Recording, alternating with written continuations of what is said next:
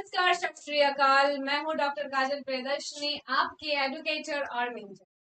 तो बेटा डर तो लग ही रहा होगा, पर साथ साथ पढ़ाई कर रहे हो तो समझ आ रही है कि ये भी छूटा हुआ है, ये भी छूटा हुआ है, ये भी छूटा हुआ है वाला सब सारे सब्जेक्ट्स में कुछ ना कुछ कमी है, कुछ ना कुछ। पर इससे घबराना नहीं है बेटा। आज हम लेके आए हैं हेल्थ प्रमोशन से न्यूट्रिशन चैप्टर। न्यूट्रिशन चैप्टर बहुत इंपॉर्टेंट है बेटा, इससे बहुत सवाल आते हैं। PYQ में भी बहुत सारा क्वेश्चन इससे देखा गया है। पूरा न्यूट्रिशन चैप्टर हम एक शॉर्ट में आपको पढ़ाएंगे, आपको बताएंगे कि आपको लिखना कैसे। अब आते हैं कुछ सवाल पे जो पिछले कुछ क्लासेस में बच्चे कमेंट करके पूछ रहे हैं।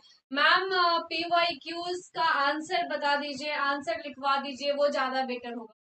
बेटा अगर आप ध्यान से क्लासेस देखोगे तो आपको समझ में आएगा कि जब क्लास होती है उसके अंत में आपको प्रीवियस ईयर क्वेश्चन दिया गया है, और जो प्रीवियस ईयर क्वेश्चन दिया गया है उसको अगर आप लिखने बैठोगे तो जो क्लास हुआ है बेटा उसी में से आपको आंसर्स मिले।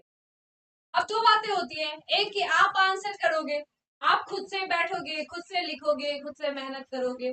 एक मेहनत जो मैंने करा आपके लिए कि आपको समझाने की कोशिश करी। दूसरी मेहनत जो आप करोगे कि अब आप समझ चुके हो उसको लिखोगे। लिखोगे तो खुद से चीजें याद होंगी, खुद से लिख पाओगे, है ना। मैं बता दूंगी फिर वही होगा, मैं बोलूंगी बताऊंगी और आप लिखते जाओगे और बाद में उसको फिर भूल जाओ। तो जब भी ऐसा होता है आप क्लास करो, बाद में क्वेश्चंस दिए गए हैं उसको देखो, लिखो, कॉपी पेन लेकर बैठा करो, लिखो। कोई भी दिक्कत होती है, कोई भी सवाल आता है, उसका आंसर हम जरूर करें और आपको कोशिश करेंगे कि आप अच्छे से अच्छा आंसर तैयार। अब आते चैप्टर। तो बेटा न्यूट्रिशन, न्यूट्रिशन से सिर्फ ANM ही नहीं, GNM हो, BSc नर्सिंग हो, कोई भी आम आदमी हो या फिर किसी भी क्षेत्र में किसी भी सेक्टर में काम करने वाले हो, न्यूट्रिशन या पोषण या भोजन या आहार, ये सारी चीजें, इन सारी चीजों की जानकारी बहुत जरूरी है। इस चैप्टर में हम यही पढ़ेंगे बेटा कि आहार क्या होता है, भोजन क्या होता है, पोषण क्या होता है, पोषक तत्व क्या होते हैं, पोषक तत्व और पोषण में क्या अंतर होता है। आप प्रोटीन के बारे में पढ़ोगे, कार्बोहाइड्रेट क्या है, वसा क्या है, इन सारी चीजों के बारे में बेटा हम आगे पढ़ेंगे। चलो देखते हैं, साथ में बने रहो। मैं फिर से बोलूंगी, पेन कॉपी के साथ बैठो, सारी चीजें समझते जाओ, दिक्कत होगा बताया जाए। भोजन और पोषण, भोजन और पोषण, ये है आज का हमारा चैप्टर जिसमें हम पढ़ेंगे पूरा पोषण पोषक तत्व। ध्यान रहे, मैं बार बार कह रही हूँ, बहुत ही इंपॉर्टेंट टॉपिक है, बहुत ही इंपॉर्टेंट टॉपिक है, जिससे बहुत सारे प्रीवियस ईयर क्वेश्चंस आते हैं, आम जिंदगी में इसका उपयोग होता है। चलो पढ़ते हैं बेटा। अगर बात करें अगर बात करें बेटा कि न्यूट्रिशन क्या है, अगर इसका न्यूट्रिशन के परिचय की अगर बात करते हैं बेटा, परिचय की बात करते हैं, तो न्यूट्रिशन को भोजन और उसके स्वास्थ्य से संबंधित विज्ञान के रूप में देखा गया है। न्यूट्रिशन को, पोषण को बेटा, पोषण को भोजन और उससे स्वास्थ्य से संबंधित विज्ञान से परिभाषित किया गया है।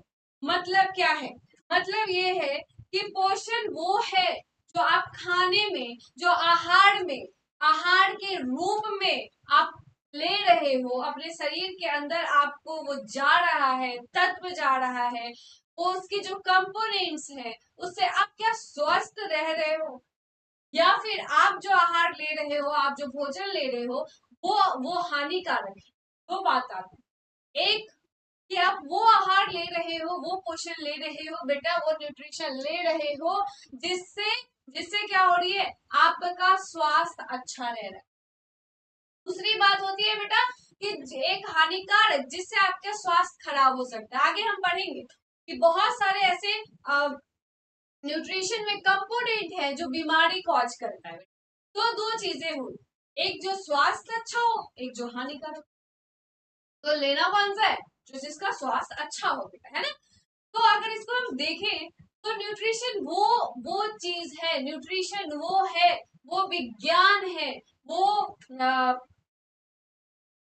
संबंधित विज्ञान है, जिसमें जिसमें क्या होता है, आप भोजन के रूप में जो आहार ले रहे हो वो स्वास्थ्य के लायक है कि नहीं, वो शरीर के वृद्धि के लिए उपयोगी है कि नहीं, शरीर को विकसित कर रहा है कि नहीं, इस पे डिपेंड। अब बेटा आगे देखते हैं क्या है कि पोषक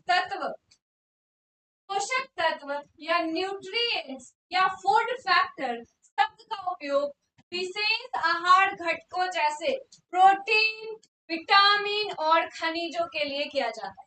अभी तक आप ये जान रहे हो कि पोषण का मतलब अगर खाना है, आहार है, तो आप सोच रहे होगे अच्छा पोषण चावल दाल रोटी, ये बेटा अगर वो जो चावल दाल रोटी आप खा रहे हो शरीर में जाके क्या हो रहा है, वो टूट रहा है, वो कंपोनेंट्स में टूट रहे हैं बेटा, है ना, कंपोनेंट्स में टूट रहे हैं, वो तुम्हारा बन रहा है कार्बनिक और अकार्बनिक यौगिक बन रहा है। अब जो ये कार्बनिक और अकार्बनिक यौगिक बन रहा है बेटा, इसका नाम प्रोटीन है, इसका नाम वसा है, इसका नाम कार्बोहाइड्रेट है, इसका नाम विटामिन है ना। तो इस तरह के तत्व प्रेजेंट होते हैं, कहाँ प्रेजेंट होते हैं बेटा, पोषण में प्रेजेंट, कहाँ प्रेजेंट होते हैं, पोषण में प्रेजेंट होते हैं, तो इन्हें कहा जाता है पोषक तत्व। वो तत्व जो पोषण में मौजूद होते हैं कार्बनिक और अकार्बनिक यौगिक के रूप में, जो हमारे शरीर के विकास के लिए, स्वास्थ्य के लिए, विकसित होने के लिए आवश्यक है, वो पोषक तत्व कहलाता है। ठीक है बेटा, अच्छा पोषण का अर्थ होता है कि आप कितना अच्छा खाना ले रहे हो, जिससे आप आहार ले रहे हो, जिससे आपकी स्वास्थ्य बनी रहे, जिससे आप शारीरिक रूप से बहुत अच्छे रहे, आप बीमार ना हो, है ना। पोषण तत्व का मतलब बेटा यही होता है। फिर आगे हम बात करें बेटा, तो सरल शब्दों में पोषण क्या है। अब बहुत सारे लोग होंगे, आप में बहुत सारे लोग होंगे जो जिन्हें लिखने में दिक्कत होगी, मैम ये वाला परिचय नहीं समझ में आ रहा है, मैम इतना बड़ा परिभाषा ये नहीं लिख पाएंगे, कैसे होगा। तो बेटा उसके लिए, उन लोगों के लिए ऐसे लिखा हुआ है, देखो सरल शब्दों में पोषण भोजन में मौजूद पोषक तत्वों का अध्ययन है, भोजन में मौजूद पोषक तत्वों का अध्ययन ही पोषण कहलाता है। ठीक है, और पोषण में मौजूद जो कार्बनिक और अकार्बनिक यौगिक है वो पोषक तत्व कहलाते हैं। ये जो पोषक तत्व है बेटा, इनकी जो सबसे पहले पता चली थी वो 19वीं शताब्दी में, ये बात पता चली थी कि ये जो कार्बोहाइड्रेट है, ये जो वसा है, ये जो प्रोटीन है, ये क्या करते हैं बेटा, ये ऊर्जा प्रदान। कब पता चली थी, 19वीं शताब्दी, है ना। अब कह रहे हो अरे इतिहास मत पढ़ाओ, पर थोड़ा बहुत जाए, 19वीं शताब्दी में सबसे पहले पोषक तत्व में प्रोटीन, कार्बोहाइड्रेट और वसा जो है वो ऊर्जा प्रदान करते हैं, ये बात हमें बेटा पता चली। अब आगे की अगर बात करेंगे कि खाद्य पदार्थों का वर्गीकरण पे अगर बेटा बात करेंगे, क्लासिफिकेशन ऑफ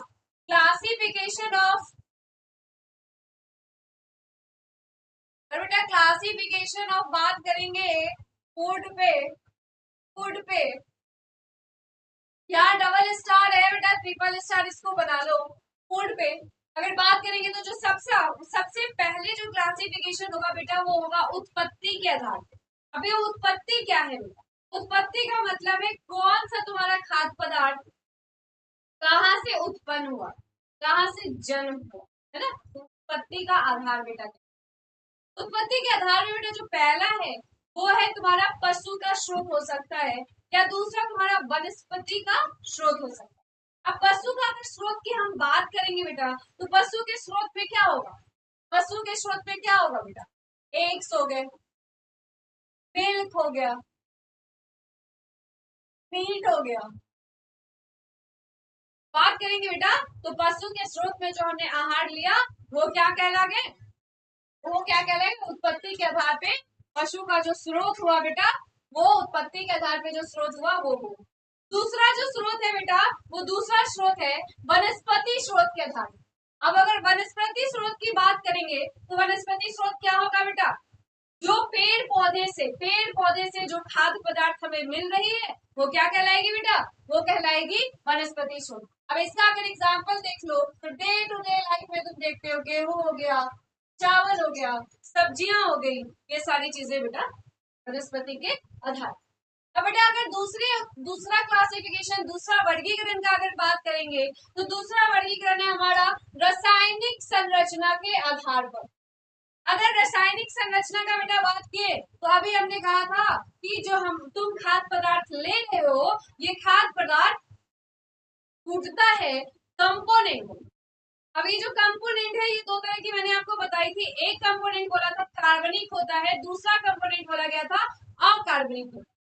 तो यही रासायनिक संरचना के आधार पे जो कार्बनिक और अकार्बनिक यौगिक बेटा बनता है ये कौन कौन से हैं? ये तुम्हारे प्रोटीन है, वसा है, कार्बोहाइड्रेट है, विटामिन है और खनिज। तो आपको ये याद रखना है कि अगर खाद्य पदार्थों का वर्गीकरण पूछा जाएगा तो अभी हमने दो देखा है, आगे भी है बहुत सारा। तो दो में क्या हमने देखा? एक देखा उत्पत्ति के आधार पे, दूसरा देखा हमने रासायनिक संरचना के आधार पे। फिर बेटा आता है तीसरा जो क्लासिफिकेशन है बेटा, तीसरा क्लासिफिकेशन है कि वो प्रमुख कार्य क्या है। अब जो तुम आहार ले रहे हो बेटा उसका कार्य क्या है? अब कुछ ऐसे आहार है जो शरीर बनाने के रूप में यूज होते, जैसे बहुत से लोग जिम जाते होंगे, तुम लोग में से भी बहुत जाते होंगे, बहुत से लोग शारीरिक बहुत सारा फिजिकल वर्क करते हैं ना, शारीरिक कार्य करते, तो उन्हें कहा जाता है तुम दूध पियो, तुम मीट खाओ, तुम मछली खाओ, तुम अंडे खाओ, तुम दाल पियो। तो ये सारे जो है खाद्य पदार्थ है वो शरीर बनाने के लिए।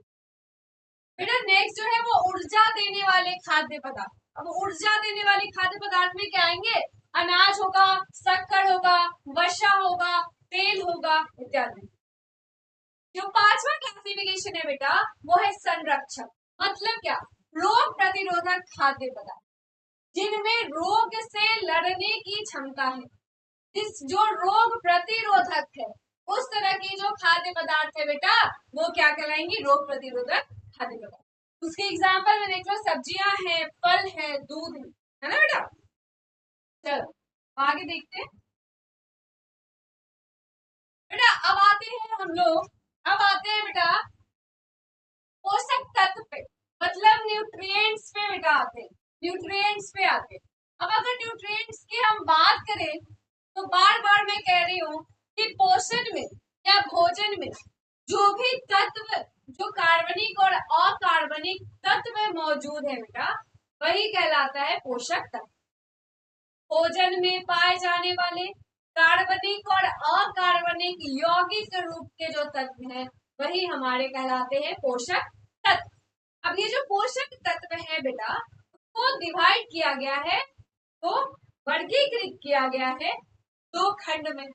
पहला जो खंड है वो बड़ा खंड, लार्ज रूप से उपयोग होता है, लार्ज रूप से उपयोग होता है, शरीर को एक बड़ी मात्रा में चाहिए बेटा।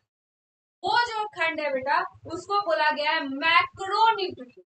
मैक्रोन्यूट्रिएंट्स बड़ा, मैक्रो। दूसरा जो खंड है बेटा उसमें एक चाहिए होता है सॉल्ट, कम मात्रा में चाहिए होता है। वो जो न्यूट्रिएंट्स है बेटा वो कहलाते हैं माइक्रोन्यूट्रिएंट्स। तो दो खंड में वर्गीकृत किया गया है पोषक तत्व को बेटा। पहला जो खंड है वो है मैक्रोन्यूट्रिएंट्स और दूसरा जो खंड है बेटा वो है माइक्रोन्यूट्रिएंट्स, है ना। मैक्रोन्यूट्रिएंट्स एंड माइक्रोन्यूट्रिएंट्स, क्या देखो लिखा हुआ है मैक्रोन्यूट्रिएंट्स एंड माइक्रोन्यूट्रिएंट्स। अब बेटा मैक्रोन्यूट्रिएंट्स और माइक्रोन्यूट्रिएंट्स में देखो क्या है, मैक्रो में बड़ा, बड़ा में लार्ज में क्या चाहिए होता है? प्रोटीन चाहिए होता है, वसा चाहिए होता है और कार्बोहाइड्रेट चाहिए। दूसरा जो है बेटा वो है माइक्रोन्यूट्रिएंट्स, जिसमें क्या चाहिए होता है? इसमें हमें विटामिन चाहिए और खनिज चाहिए। मतलब 5 ऐसे तत्व हैं जिन्हें वर्गीकृत किया गया है दो वर्गों में। पहला जो वर्ग है वो है मैक्रोन्यूट्रिएंट्स, किसमें आता है? प्रोटीन, फैट, वसा और कार्बोहाइड्रेट, है ना। प्रोटीन, वसा और कार्बोहाइड्रेट। दूसरा जो है बेटा माइक्रो न्यूट्रिएंट्स, उसमें आता है विटामिन और खनिज लवण, है ना, मिनरल्स, पीएम, पीएफसी और पीएफसी और दो चीजें समझ। अब बेटा पोषक तत्व क्या है उसकी परिभाषा आपने समझ। पोषक तत्वों को वर्गीकृत कैसे किया है वो भी तुमने समझ। अगर मैं यही सवाल ऐसे करूं कि पोषण और पोषक तत्वों की परिभाषा लिखें, साथ साथ खाद्य पदार्थों को वर्गीकृत करें, या फिर ये कहूं कि पोषक तत्वों को के वर्गीकरण को लिखो, तो क्या लिखोगे? डिफरेंशियल लिखोगे और फिर ये पार्ट लिखो। देखो यहाँ पे मैक्रो न्यूट्रिएंट्स की फोटो है बेटा, अच्छी सुंदर। माइक्रो न्यूट्रिएंट्स देखो तुम क्या खाते हो, मीट हो गया, दाल हो गया, ये ब्रेड हो गया, ये सारी चीजें जो हो गई ये तुम क्या बड़े लार्ज मात्रा में खाते हो, मैक्रो हो गया। सब्जी हो गई, वाटर, ग्राफ्स, ये सारे माइक्रो न्यूट्रिएंट्स के अंदर आते। अब आता है जो पहला हमारा मैक्रो न्यूट्रिएंट्स है, पहला हमारा जो कंपोनेंट्स है वो कंपोनेंट है बेटा प्रोटीन। मैं पहले भी कह रही हूँ कि पीवाईक्यू देखा है मैंने, पीवाईक्यू से न्यूट्रिशन से बहुत क्वेश्चन आते हैं और प्रोटीन से बेटा, प्रोटीन से क्वेश्चन, प्रोटीन और विटामिन से क्वेश्चन बहुत बनता है। ये ध्यान से सुनना, ध्यान से पढ़ना। पहला जो बेटा वो है प्रोटीन। प्रोटीन जटिल कार्बनिक नाइट्रोजन युक्त यौगिक, जटिल है मतलब कॉम्प्लेक्स है, सिंपल नहीं है, ठीक है, जटिल है, कार्बनिक है। अभी मैंने कहा कार्बनिक और अकार्बनिक, तो प्रोटीन जो है बेटा वो क्या है, क्या है? कार्बनिक। तो कार्बनिक नाइट्रोजन युक्त यौगिक है बेटा। प्रोटीन क्या है? प्रोटीन एक जटिल कार्बनिक नाइट्रोजन युक्त यौगिक है। मतलब क्या है इसका? मतलब ये है कि जो प्रोटीन बना है वो कार्बनिक, कार्बन के चेन्स है उसके अंदर, यौगिक कार्बनिक कंपोनेंट है उसके अंदर, जिसमें नाइट्रोजन भी है, नाइट्रोजन भी लिंक्ड है उससे, ठीक है। और ये सिंपल नहीं, एक कॉम्प्लेक्स, एक जटिल, सरल नहीं, एक जटिल क्या है, संरचना है। इनमें इनमें सल्फर और कुछ मामलों में फास्फोरस तरह आयरन भी प्रेजेंट होते हैं। इनमें सल्फर तो है ही बेटा, इनमें सल्फर तो है ही, इनमें फास्फोरस भी है और कभी कभी आयरन भी देखने में, ठीक है। इसमें क्या क्या है? फास्फोरस है, आयरन है और सल्फर। तीन कंपोनेंट आप देख चुके हो अभी तक। बना किससे है? कार्बनिक नाइट्रोजन युक्त यौगिक। ओके। प्रोटीन अमीनो एसिड नामक मोनोमर से बने हैं। अमीनो एसिड, अमीनो एसिड तो अमाइनो एसिड बोलते हैं अंग्रेजी में। अमीनो एसिड जैसे जो नामक एक क्या बोलते हैं, मोनोमर, बहुत सारी चैन। जब आप केमिस्ट्री पढ़ रहे होगे तो आपको केमिकल स्ट्रक्चर बताएंगे, तो वहीं पे मोनोमर होते हैं, ये डायोमर होते हैं, तो उनमें मोनोमर से ये बना। चलो, मानव शरीर में लगभग 20 प्रकार के अमाइनो एसिड होते हैं। मानव शरीर में 20 प्रकार के अमाइनो एसिड होते हैं। इनमें से 8 आवश्यक है जिनको एसेंशियल अमाइनो एसिड कहा जाता है, ठीक है। कितने नंबर है इनके? 20 है। कितने इंपॉर्टेंट है? 8। 8 क्या है? Essential amino acid.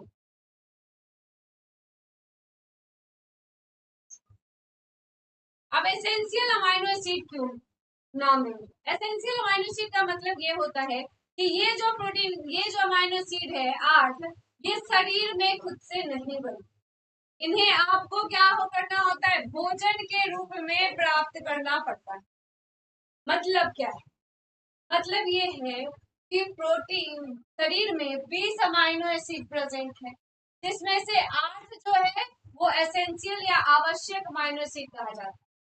अब इन्हें ये जो 8 है ये शरीर में खुद से नहीं बनते हैं, इन्हें भोजन के रूप में आपको आना होगा।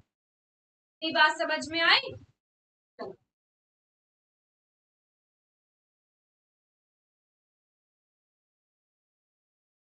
अब प्रोटीन के कार्य क्या है बेटा? प्रोटीन के कार्य में जो सबसे पहला कार्य है वो है शरीर का निर्माण करना। अब शरीर का निर्माण का मतलब ये नहीं है बेटा कि शरीर के निर्माण का मतलब से घर का निर्माण जीरो से बना रहे। शरीर का निर्माण का मतलब बेटा ये है कि आपके शारीरिक क्रियाओं में आपके सेल्स टिश्यू के बनाने में इनका बहुत बड़ा रोल है। ऊतकों की मरम्मत और रख रखाव, ये ऊतकों की मरम्मत करते हैं, देखभाल करते हैं और रख रखाव करते हैं। पराशरण दाब बनाए रखते, प्रेशर बनाने में इनका बहुत बड़ा उपयोग होता है। पराशरण दाब बनाने में प्रोटीन का अपना एक रोल है बेटा, प्रोटीन का अपना एक रोल है। जैव सक्रिय पदार्थों का निर्माण करते, जैव सक्रिय पदार्थों का निर्माण करते। बेटा सवाल में पूछा जाता है प्रोटीन के कार्य, तो पहला कार्य है शरीर का निर्माण करेगा, दूसरा है ऊतकों की मरम्मत करेगा, तीसरा है पराशर दाब बनाए रखता है और चौथा है बेटा जैव सक्रिय पदार्थों का निर्माण करेगा। अब जो बेटा प्रोटीन पोषण की स्थिति का क्या है, क्या आकलन है, उसके बारे में अगर हम लोग देखेंगे सीरम एल्बुमिन से मापा जाता है। प्रोटीन को किससे मापा जाता है? प्रोटीन कितना है किससे मापा जाता है बेटा? इसको कर लो।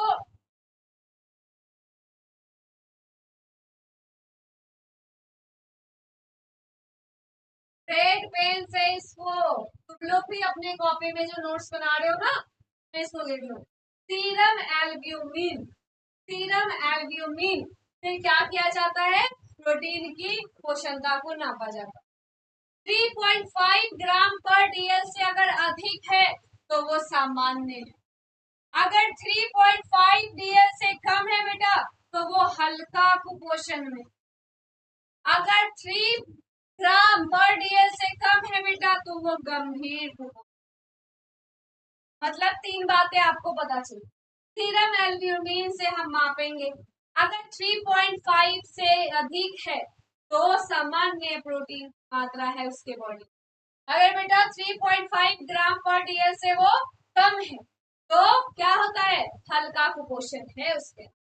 अगर बेटा 3 ग्राम पर डीएल से कम है तो वो क्या है बेटा? वो क्या है? गंभीर कुपोषण का शिकार हो चुका। अब प्रतिशत प्रोटीन एनर्जी, अगर प्रतिशत की बात करें, प्रोटीन एनर्जी प्रतिशत की बात करें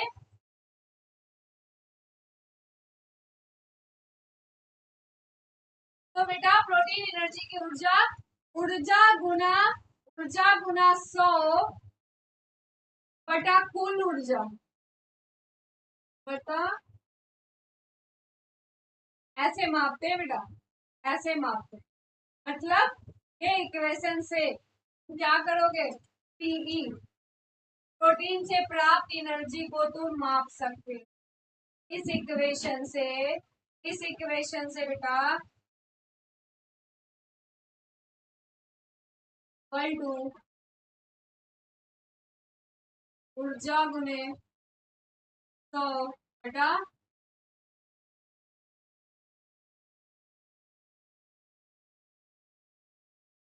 चलो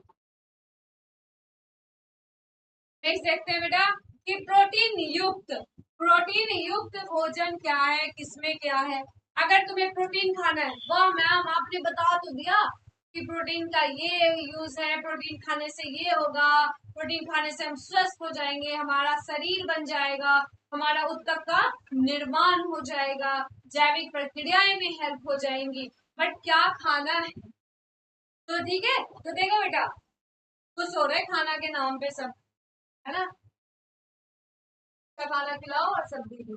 देखो प्रोटीन युक्त खाना में मांस, पोल्ट्री और मछली, चीज और पनीर, मेवे, मूंगफली, मक्खन, अंडे और सोया उत्पाद।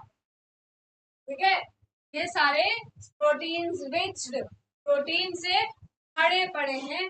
आपको ये खाना, प्रोटीन युक्त खाना अपने जिंदगी में रोजमर्रा डेली में आपको उपयोग करना पड़ेगा।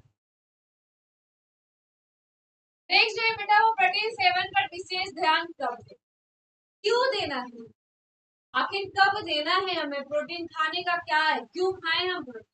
अगर ये बात करना है बेटा तो देखो, बच्चे के विकास के लिए प्रोटीन बहुत जरूरत है, मधुमेह में जरूरत है, हाइपोग्लाइसीमिया में, खिलाड़ी को चाहिए, और किडनी रोग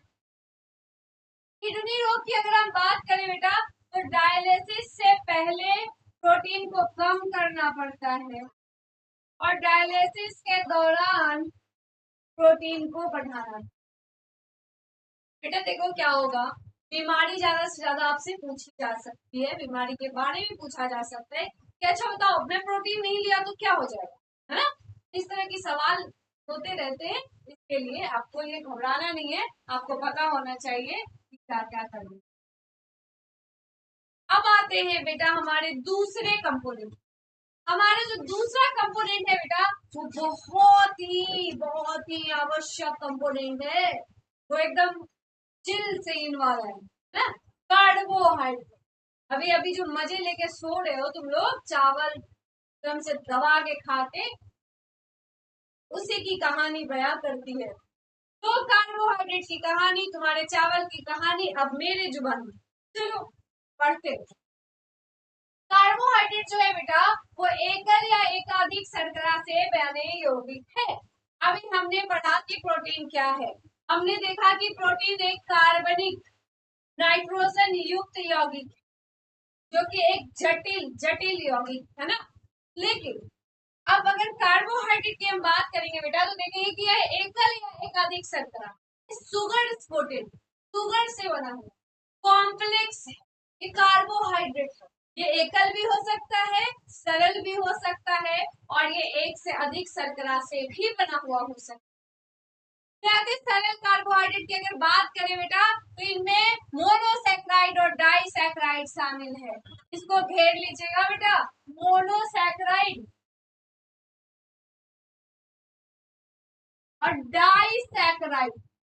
सिंगल सैक्राइड है तो मोनोसैक्राइड है बेटा, डबल अगर बात करेंगे तो डाइसैक्राइड है।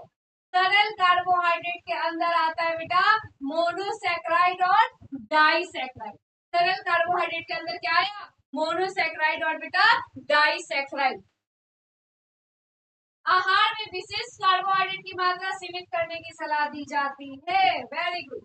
क्या बोला जा रहा है ये कि अगर तुमने आहार में भर भर के सरल कार्बोहाइड्रेट खा रहा है तो तुम्हारी स्वास्थ्य क्या होगी, खराब हो जाएगी, है ना।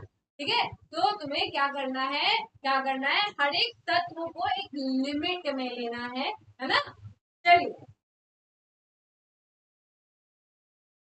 अब दो तरह की अभी बात कर रहे थे, अभी हमने कहा सरल कार्बोहाइड्रेट होगा या जटिल कार्बोहाइड्रेट, या तो कॉम्प्लेक्स होगा या फिर सिंपल होगा। सरल कार्बोहाइड्रेट और जटिल कार्बोहाइड्रेट।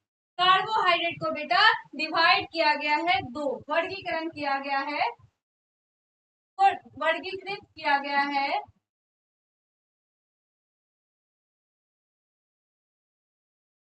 सरल कार्बोहाइड्रेट में, और दूसरा बेटा जटिल कार्बोहाइड्रेट।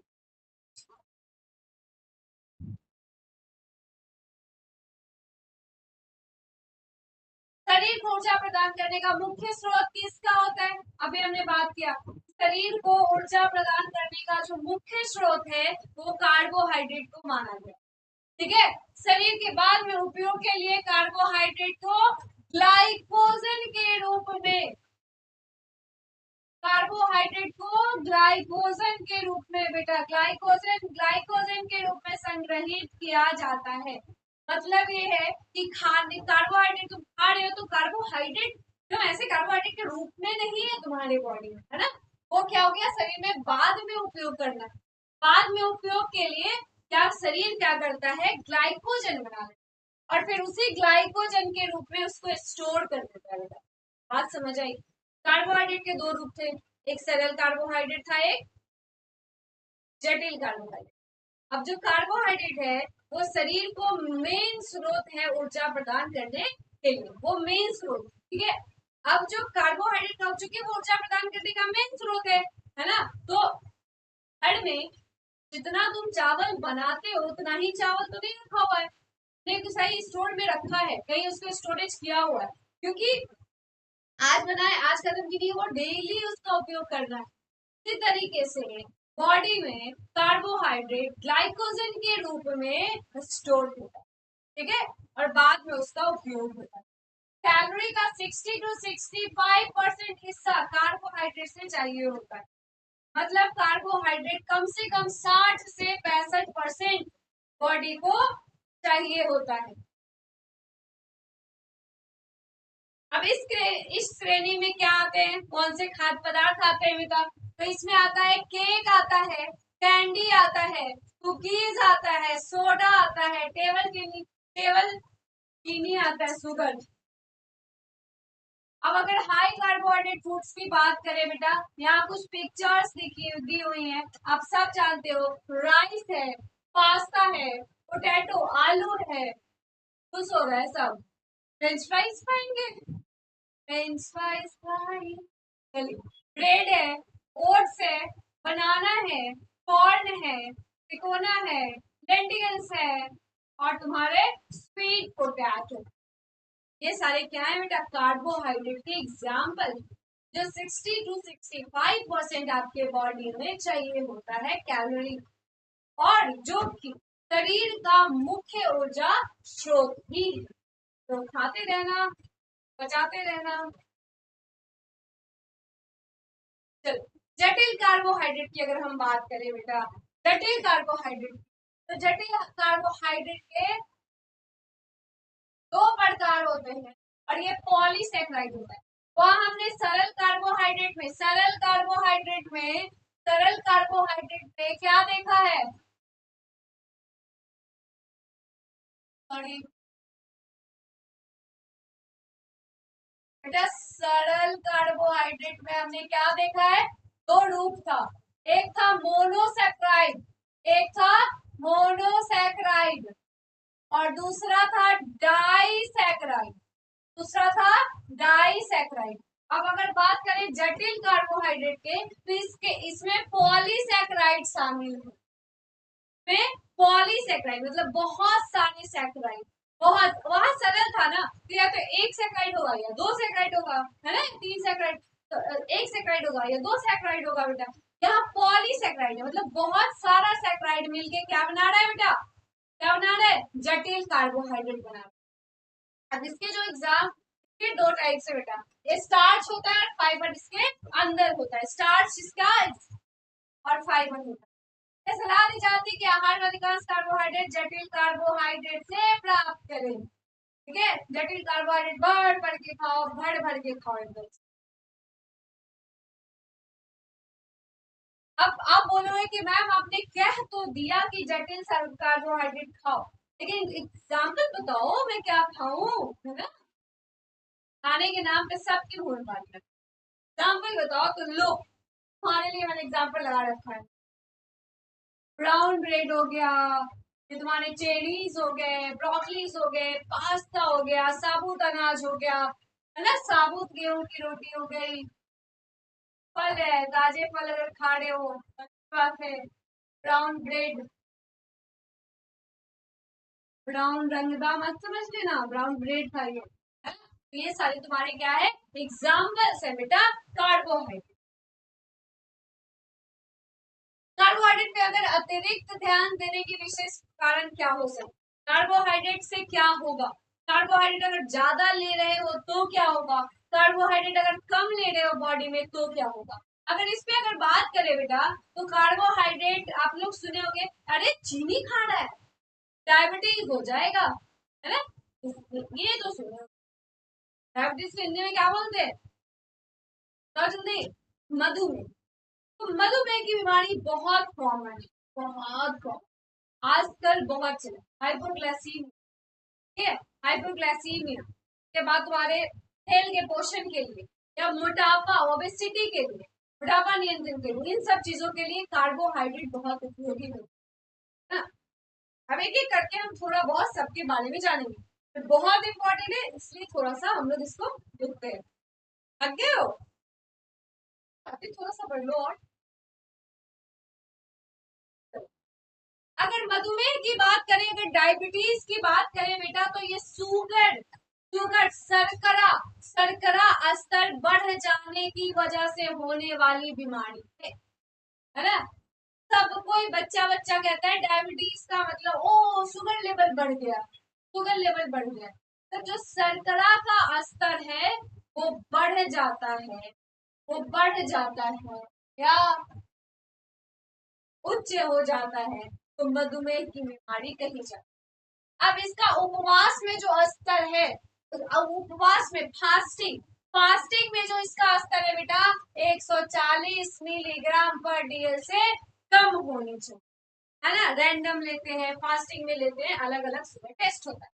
अगर थोड़ा सा बात करें मधुमेह के बारे में, तो मधुमेह में यहाँ पे जो दिखाया गया बेटा, मधुमेह बहुत बहुत सुनने वाली, डे टू डे लाइफ में तुम्हारे आने वाली, और अगर पढ़ाई के मामले में बात करें तो बहुत ही इम्पोर्टेंट टॉपिक है।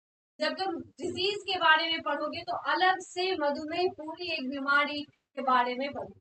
यहाँ थोड़ा बहुत जानकारी के रूप में तुम्हें इतना पता चल गया कि मधुमेह क्या है। मधुमेह एक बीमारी है जिसमें शर्करा का स्तर उच्च हो जाता है। तब तक के लिए इतना जान लो कि ये दो तरह का होता है। जो टाइप 1 होता है वो इंसुलिन पर निर्भर होता है और अग्नाशय इंसुलिन का उत्पादन नहीं करता है, और आमतौर पर बच्चों, युवा या वयस्कों में प्रेजेंट होता है। मतलब बेटा अगर टाइप 1 है तो वो इंसुलिन डिपेंडेंट है, इंसुलिन डिपेंडेंट है। साथ साथ अगर इंसुलिन नहीं बन रहा है इसमें बच्चों, युवा, टाइप 2 जो है बेटा, टाइप 2 जो है वो गैर इंसुलिन आश्रित है। एक डिफरेंस यहाँ समझ आया। टाइप 1 में इंसुलिन चाहिए ही चाहिए, इंसुलिन पे आश्रित है। टाइप 2 गैर इंसुलिन आश्रित है, टाइप 2 को नहीं चाहिए, नहीं चाहिए, ठीक है। गैर इंसुलिन आश्रित है, अग्नाशय इंसुलिन का उत्पादन करता है लेकिन कोशिकाएं प्रतिक्रिया नहीं दे रही होती है, आमतौर पर अधिक वजन वाले वयस्कों में। मतलब जो जिनका वजन ज्यादा है, अग्नाशय तो क्या कर रही है, इंसुलिन सिक्रेट कर रही है, पर कोशिका उसको ले नहीं पा रहा है, रिसीव नहीं कर पा रहा है, यूज नहीं कर पा रहा है। जो अधिक मोटे व्यक्ति है जिनमें ओबेसिटी है उसमें टाइप 2 देखने बेटा मिलता है। आहार या व्यायाम करने के लिए सलाह कैसे, आहार अच्छा लो, बढ़ बढ़ के कार्बोहाइड्रेट मत खाओ, जिससे तुम्हारी शुगर लेवल क्या होगी। कार्बोहाइड्रेट क्या है, शर्करा है ना, शर्करा है, तभी तो भी नहीं पता मोनोसैकेराइड, डाइसैकेराइड, पॉलीसैकेराइड, है ना। तो शर्करा है। अब ये जो शर्करा है बेटा, उसके स्तर को कम करने के लिए या तो आपको क्या करना होगा, आहार अच्छा लेना होगा, या क्या करना होगा, व्यायाम करना, ठीक है। चलो आगे देखते हैं, मधुमेह की कहानी खत्म। दूसरी है बेटा हाइपोग्लाइसीमिया, या हाइपोग्लाइसीमिया, निम्न शर्करा ग्लूकोज स्तर। अब वही स्थिति है बेटा, बढ़ गया तो दिक्कत, कम गया तो दिक्कत। मतलब बढ़ गया तो डायबिटीज, कम हो गया तो हाइपोग्लाइसीमिया। समझ आ रहा है, बढ़ गया शर्करा लेवल, बढ़ गया, ऊपर चल गया, ऊंचा हो गया तो मधुमेह हो गया, मधुमेह हो गया।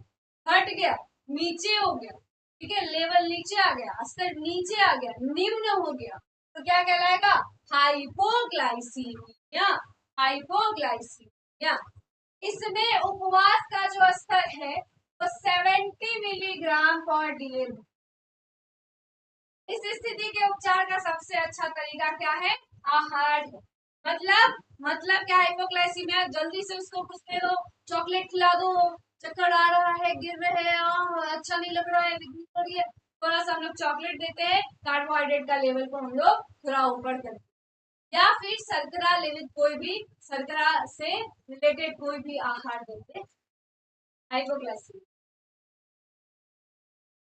बेटा अब बात करते हैं खेल पोषण का। खेल के पोषण में अगर करें, एथलीटों या नियमित रूप से व्यायाम करने वाले व्यक्तियों को कई कारणों से सुनिश्चित करना आवश्यक है उनके आहार में कार्बोहाइड्रेट की मात्रा अधिक। तो आप कह रहे होगे कि अभी आपने कहा कि कार्बोहाइड्रेट अधिक होगा तो मधुमेह हो जाएगा, अभी आप कह रहे हो कि खेल के पोषण के लिए कार्बोहाइड्रेट की मात्रा अधिक होनी चाहिए। कर क्या रहे हो मैम? योगा। पर बेटा ध्यान दो, जो व्यायाम कर रहे हैं, जो शारीरिक रूप से खट रहे, तो हमें कैलोरी में 60 to 65% कार्बोहाइड्रेट तो पहुंचाना है ना, जो हमने पहले पढ़ा है।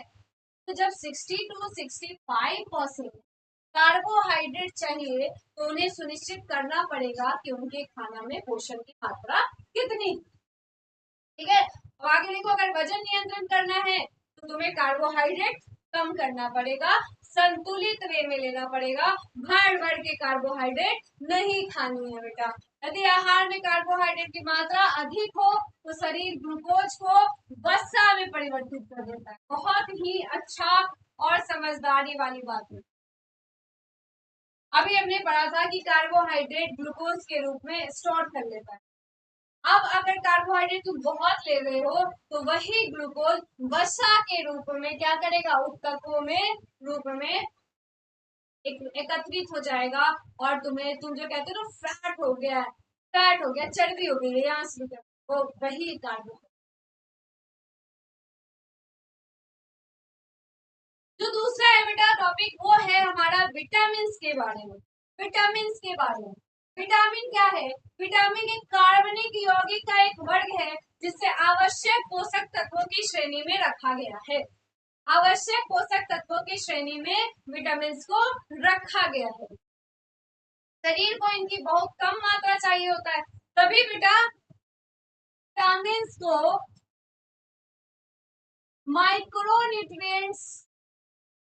माइक्रोन्यूट्रिएंट्स के अंदर विटामिन था, है ना। हमने कहा था जो माइक्रो होगा वो छोटा रूप में शरीर को चाहिए होता है, तो विटामिन शरीर को कम मात्रा में चाहिए, विटामिन शरीर को कम मात्रा में चाहिए। वे सूक्ष्म पोषक तत्वों की श्रेणी में आते हैं, छोटे माइक्रो सूक्ष्म पोषक तत्वों के श्रेणी में कौन आता है बेटा? विटामिन आते हैं। विटामिन को दो से बहुत ही इंपॉर्टेंट, यहाँ पे लगा ट्रिपल स्टार। ये पूछेगा एमसीक्यू में, ये पूछेगा ट्रू फॉल्स में, ये पूछेगा मैच द फॉलोइंग में, ये पूछेगा long and short question. Vitamin को दो समूहों में बांटा गया है।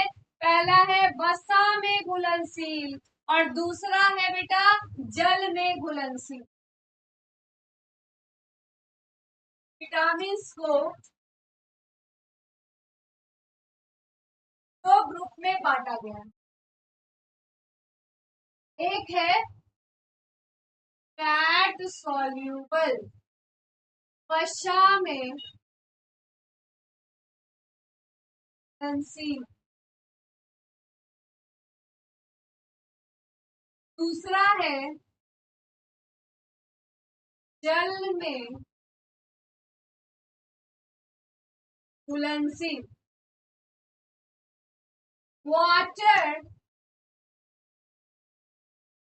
सॉल्यूबल। विटामिन को दो भागों में बेटा डिवाइड किया गया। जो वसा में है, जो फैट सॉल्यूबल है, कौन कौन से? ए है, बी है, ई है और के है।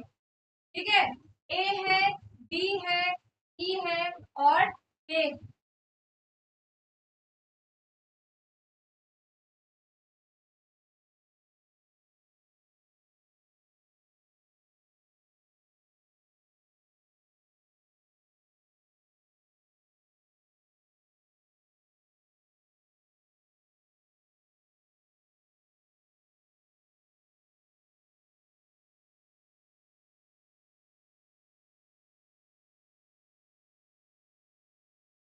और वाटर सॉल्युबल जो है बेटा, जो वाटर सॉल्युबल है वो है तुम्हारे बी और सी। यहाँ तो मैंने ये किया ही है, ये इसलिए लिखा गया बेटा ताकि मैं जहां भी 5 स्टार रेटिंग, बहुत पूछा जाने वाला सवाल है बेटा +2, है ना। फैट सॉल्युबल कौन कौन से हैं? ए डी ई के, ठीक है। और वाटर सॉल्युबल कौन कौन से हैं? बी और सी। ए डी ई के फैट सॉल्युबल हैं और वाटर सॉल्युबल कौन से हैं बेटा? बी एंड सी, ठीक है। चलो आगे। अब थोड़ा थोड़ा सारे विटामिन के बारे में पढ़ेंगे, vitamin A, vitamin B, vitamin C, vitamin D, इन सारी चीजों के बारे में बेटा हम लोग आगे पढ़ेंगे। तो बेटा जो नेक्स्ट हमारा टॉपिक है वो टॉपिक है विटामिन ए के कार्य। अब अगर विटामिन ए के कार्य पे आएंगे तो अभी हमने जैसे बताया आपको कि विटामिन ए क्या है। विटामिन ए जो है बेटा एक माइक्रो न्यूट्रिएंट्स है, मतलब हमारे शरीर में विटामिन ए की बहुत मात्रा नहीं चाहिए होती है। माइक्रो न्यूट्रिएंट्स है, मतलब क्या है सूक्ष्म पोषक। अब जो विटामिन ए है बेटा, अब जो विटामिन ए है, विटामिन ए है वो क्या है? देखो, एक और निर्मित विटामिन है रेटिनॉल। रेटिनॉल, ठीक है बेटा। याद रखने के लिए अगर क्वेश्चन बेटा, अगर क्वेश्चन में विटामिन ए ना बोलकर रेटिनॉल बोल दिया तो घबराना नहीं है। अगर आपसे सवाल में विटामिन ए ना करके रेटिनॉल बोल दिया तो घबराना नहीं है, इसी के बारे में पूछा गया है। तो रेटिनॉल जो है बेटा एक अगर बालो फ्लो विटामिन है और दूसरा बीटा कैरोटीन है। दो वर्ड, एक फ्लो विटामिन है, एक बीटा कैरोटीन है। दोनों बेटा दोनों शामिल होते हैं इनमें। इनमें क्या होता है, वो आंत में संश्लेषण करते हैं और रेटिनॉल में परिवर्तित करते हैं। विटामिन ए को रेटिनॉल भी बोलते हैं। दूसरी चीज, प्रो विटामिन और बीटा कैरोटीन दोनों साथ में मिलते हैं, आंत में संश्लेषण की क्रिया होती है और दोनों मिलके क्या करते हैं, उन्हें रेटिनॉल में परिवर्तित करते हैं। चलिए, विटामिन ए की जो अंतरराष्ट्रीय इकाई है बेटा, अंतरराष्ट्रीय इकाई है आयु जो है वो कितनी है? 0.2 माइक्रोग्राम। चार लगा लो, 0.2 माइक्रोग्राम है बेटा, 0.2 माइक्रोग्राम है। रेटिनॉल या 0.55 माइक्रोग्राम रेटिनल पर यूनिट के बराबर होता है। आपको याद करने के लिए सिर्फ ये वाली बात याद करनी है, सिर्फ ये वाली बात याद करनी है। अब इसमें आपको क्या ध्यान रखना है? विटामिन ए रेटिनॉल है, बीटा कैरोटीन और प्रोविटामिन अपने आंत में क्या करता है, आंत में संश्लेषण के बाद उसे रेटिनॉल में परिवर्तित करता है। साथ साथ आयु, अंतरराष्ट्रीय इकाई जो है विटामिन ए की, रेटिनॉल की, वो बेटा क्या है? 0.2 है, ठीक है। चलो अब आगे हम देखेंगे कि विटामिन ए का कार्य क्या है, विटामिन ए की कमी से क्या होता है, ये सारी चीजें हम देखेंगे। बेटा जो विटामिन ए का कार्य की अगर हम बात करें तो ये सामान्य दृष्टि के लिए अपरिहार्य है। सामान्य दृष्टि के लिए, देखने के लिए आंख में विटामिन ए का बहुत बड़ा रोल होता है। आंखों की क्रिया में विटामिन ए की बहुत बड़ी रोल होती है ना। तो आंख सामान्य दृष्टि के लिए आपको अगर कोई भी सवाल आता है बेटा, तो सबसे पहले आपको ध्यान रखना है कि विटामिन ए की बात हो रही है, रेटिनॉल की बात हो रही है, तो किसकी बात होगी?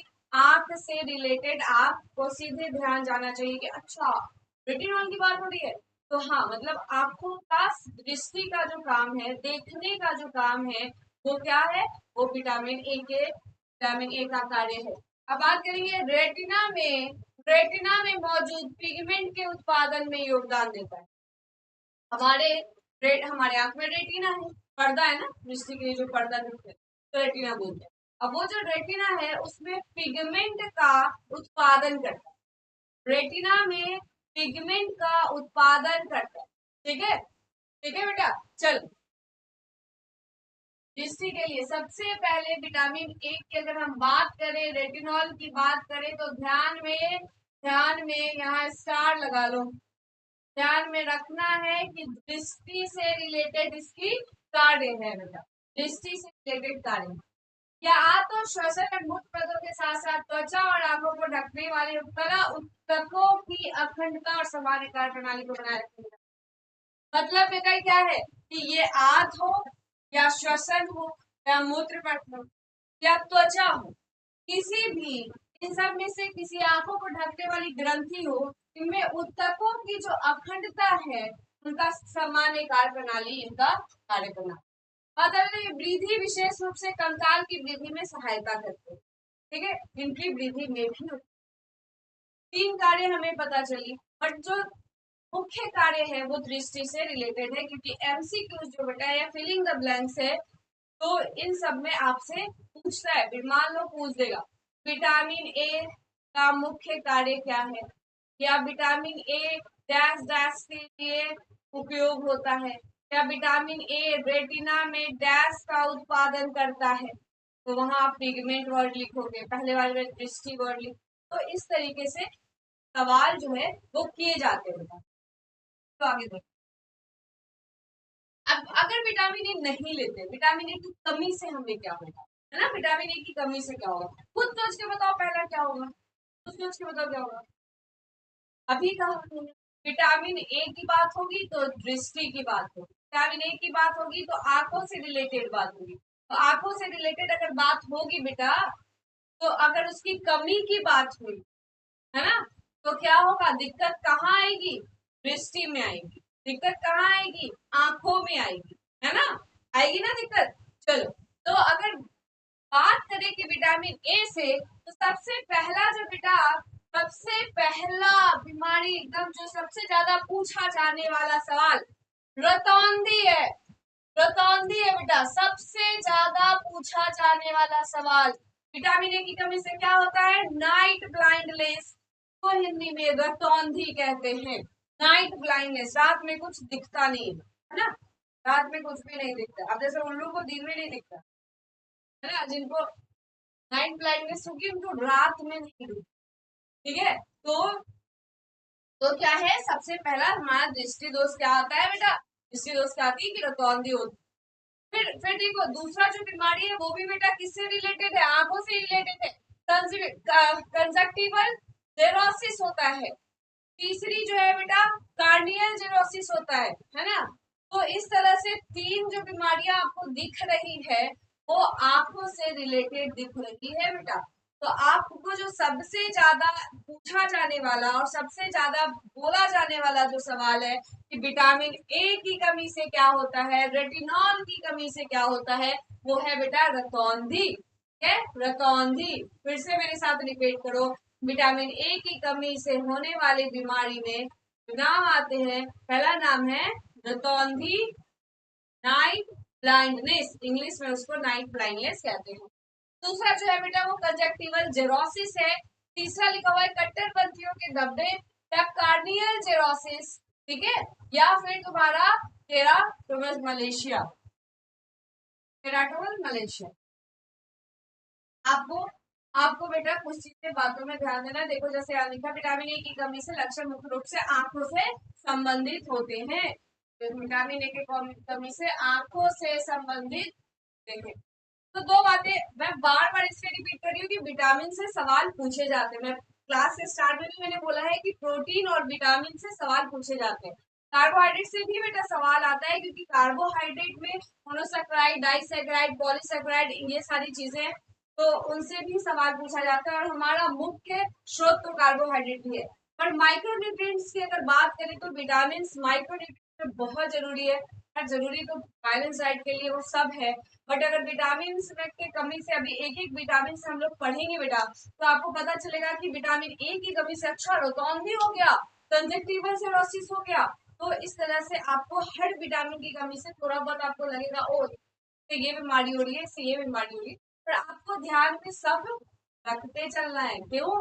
क्योंकि आंसर राइटिंग करनी है ना। चलिए नेक्स्ट है बेटा विटामिन डी। विटामिन डी ये हमारा है बेटा विटामिन डी। विटामिन डी का पोषण के जैसे महत्वपूर्ण रूप कहा होता है, देखो कैल्सीफेरॉल, कैल्सीफेरॉल और कोलेकैल्सिफेरॉल। विटामिन डी में दो तरह होते हैं बेटा, एक होता है D2 और दूसरा होता है बेटा D3। विटामिन डी के दो टाइप्स है बेटा, D2 है और D3 है। D2 को बोला गया है कैल्सीफेरॉल, कैल्सीफेरॉल, कैल्सीफेरॉल, ठीक है। तब क्या D2 को क्या बोला गया है? कैल्सीफेरॉल, ठीक है। और D3 को बोला गया है कोलेकैल्सिफेरॉल, कोलेकैल्सिफेरॉल, है ना, कोलेकैल्सिफेरॉल। ध्यान में रखनी है। विटामिन डी, विटामिन डी जो शरीर के लिए बहुत ही मुख्य है, उसके दो टाइप्स है, उसमें आते हैं D2 एंड D3। D2 को बोला जाता है कैल्सीफेरॉल और D3 को बोला जाता है कोलेकैल्सिफेरॉल। चल अब आगे देखते हैं बेटा, विटामिन डी और इसके मेटाबॉलिक्स के कार्य करते हैं। कौन कौन कार्य करता है? कौन कार्य करता है बेटा? ये दोनों कार्य करते हैं, ठीक है। अब आता है कैल्शियम और फास्फोरस का अवशोषण करते हैं। अभी नाम से आपको पता चल रहा होगा कैल्सी नाम है ना, तो अवशोषण किसकी कर रहे? अवशोषण किसकी कर रहे? कैल्शियम की कर रहे। अलग से कुछ याद करने की जरूरत नहीं है, सारी बात यही लिखी है, सारी चीजें दिमाग में ही फिट होनी चाहिए, ठीक है। कैल्सीफेरॉल है ना, कैल्सी है और फेरॉल है, तो कैल्शियम और फास्फोरस, कैल्सीफेरॉल से कैल्शियम चुरा लो और फेरॉल से फास्फोरस चुरा लो, क और फ, तो तुमको दो चीज के अवशोषण के बारे में पता चलेगा। मतलब क्या करेगा? विटामिन डी कैल्शियम और फास्फोरस का अवशोषण करेगा, कैल्शियम और फास्फोरस का अवशोषण करेगा। यहाँ से क चुराना है तुम्हें, यहाँ से फ चुराना है, फिर तुम्हें आंसर मिल जाएगा, ठीक है। कैल्शियम एंड फास्फोरस का अवशोषण करेगा। बेटा हड्डी में क्या करता है? सामान्य क्रिया को उत्तेजित करती है। जो हड्डी की जो सामान्य क्रिया है बेटा, उसको वो उत्तेजित करने की कोशिश करती है। खनिजन को बढ़ावा देती है और हड्डियों का पुनर्वसन को बढ़ावा देती है। कोलाजन परिपक्वता को प्रभावित करती है। कोलाजन परिपक्वता क्या होता है बेटा? परिपक्वता का मतलब होता है मैच्योरेशन। मैच्योरेशन मतलब क्या होता है? परिपक्व होना, पूरी तरीके से कोलाजन का बन जाना, पूरी तरीके से बनने में मदद करना। परिपक्वता का मतलब होता है जो इनिशियल स्टेज है उससे फाइनल स्टेज तक पहुंचना, मैच्योरेशन की बात होती है। तो विटामिन डी जो है वो मैच्योरेशन में बेटा हेल्प करता है। ओके, तो हमें मेन जो चीजें हैं वो यहाँ से क्या पता चली है? यहाँ से पता चली है कि विटामिन डी में दो बातें याद करनी है मैम। एक बात करनी है कैल्सीफेरॉल और दूसरी बात याद करनी है, जिस कैल्सीफेरॉल को D2 बोला गया है, और दूसरी बात याद करनी है कोलेकैल्सिफेरॉल जिसको D3 बोला गया है। यहीं से आपको कैल्सीफेरॉल से चुराना है कैल्शियम के लिए, और फेरॉल से फास्फोरस चुराना है। तो कैल्शियम और फास्फोरस दोनों मिलके बेटा, दोनों मिलके क्या कर रहे हैं? अवशोषण कर रहे हैं। कैल्शियम एंड फास्फोरस को, सॉरी, कैल्शियम एंड फास्फोरस का यहाँ अवशोषण, ठीक है। उसके बाद आता है बेटा कि हड्डियों में इनका कार्य जो होता है वो उत्तेजित करने का कार्य होता है। उसके बाद मैच्योरेशन करते हैं, ये किसका मैच्योरेशन? परिपक्वता करते हैं, किसका? कोलाजन का परिपक्वता को प्रभावित करते हैं, ठीक है। दूसरा जो बेटा है वो है थायमीन। थायमीन इसको बेटा बोलते हैं विटामिन B1, ठीक है, विटामिन B1। विटामिन B1 को थायमीन बोलते हैं। विटामिन में बेटा ये थोड़ा दिक्कत आएगी, आपको तकलीफ आएगी कि आपको B1 तो याद है बट थायमीन याद नहीं।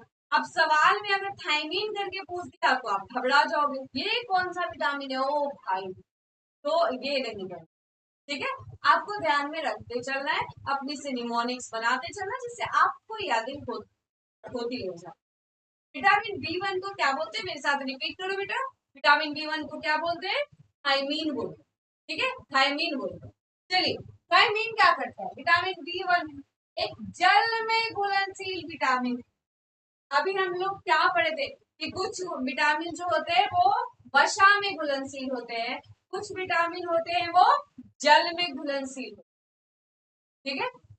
जिसके एग्जाम्पल आपको वसा में फैट सॉल्युबल, वसा में जो विटामिन घुलनशील होते हैं उसमें था ना, ए था, ई था, डी था, के था ना, vitamin A, vitamin E, vitamin D, vitamin D, जिसको 5 स्टार दिया था हमने कि ये पूछेगा सवाल, आया ना ये चीज।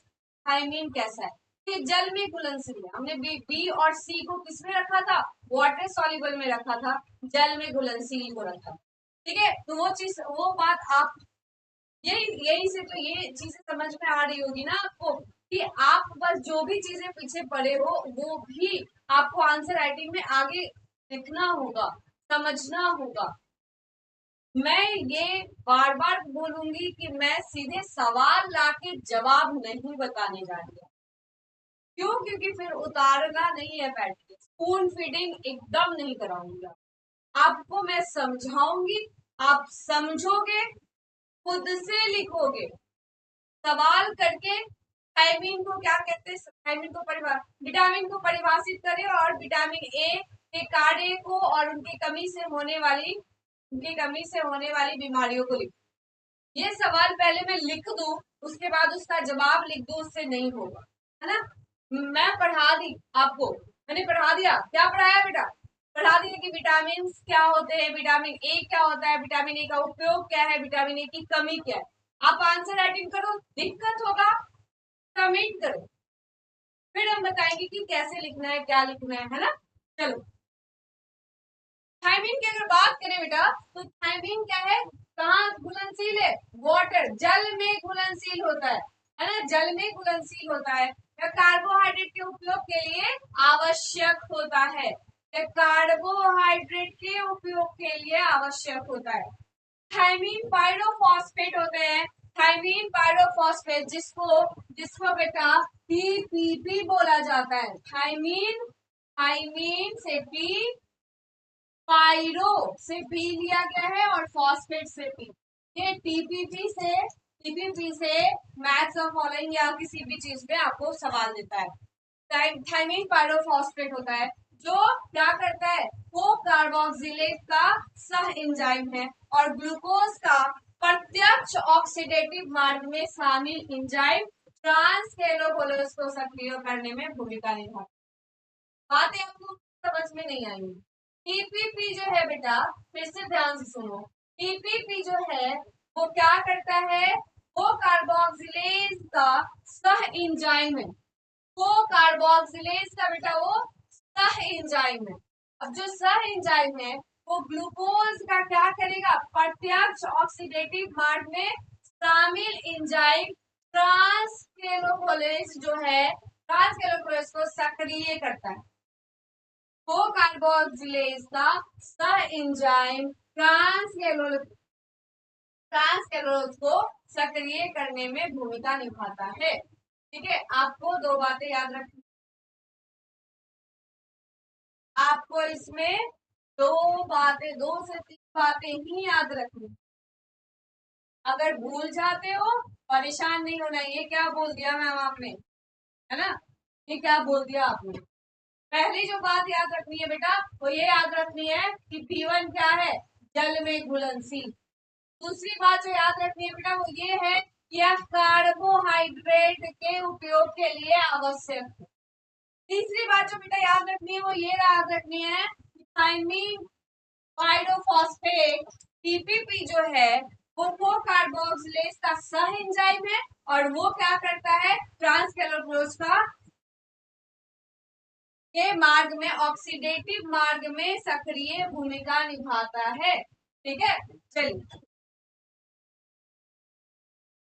थायमीन की कमी से बेटा क्या होगा, थायमीन की कमी से अभी हमने देखा विटामिन ए की कमी से क्या होगा, रोतौंधी हो रहा था, फिर से भूल गए तुम ना, आपकी आंख से जुड़ी हुई बीमारियां हो रही। वैसे बेटा थायमीन की कमी से जो मुख्य रूप से जो बीमारी होती है वो पहली बीमारी है बेरी बेरी। अब याद करने के लिए थायमीन B1 है तो बी से आप याद कर लेना berry berry,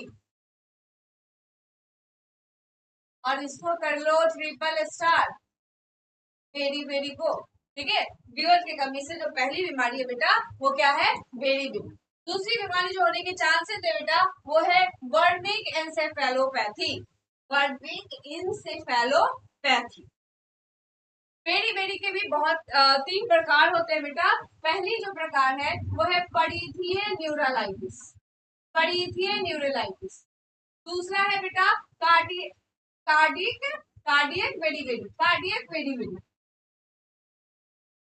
cardiac beriberi, है ना। उसके बाद जो होता है सीसू बेरी बेरी, सीसू में जो बेरी बेरी है, ठीक है। तो 3 तरह के बेरी बेरी बेटा होते हैं। आपको मेनली याद रखना है कि विटामिन B1 की कमी से बीमारी में बेरी बेरी होगा, वर्निक एंसेफेलोपैथी होगा। इससे सबसे ज्यादा सवाल पूछा जाता है, ठीक है। और इसके बेरी बेरी के 3 प्रकार होते हैं। पहला है परिधीय न्यूरोलाइटिस, दूसरा है कार्डियक बेरी बेरी और तीसरा है शिशु में होने वाला बेरी बेरी। अब जो है नेक्स्ट है बेटा वो है विटामिन B6। कौन है, इससे पहले हमने क्या पढ़ा है, क्या पढ़ा है बेटा, B1। B1 को क्या बोलते हैं, थायमीन। अब जो हम पढ़ेंगे बेटा वो है विटामिन B6। B6 क्या है, अमीनो एसिड, वसा और कार्बोहाइड्रेट को मेटाबॉलिज्म में महत्वपूर्ण कार्य निभाता है, महत्वपूर्ण कार्य निभाता है।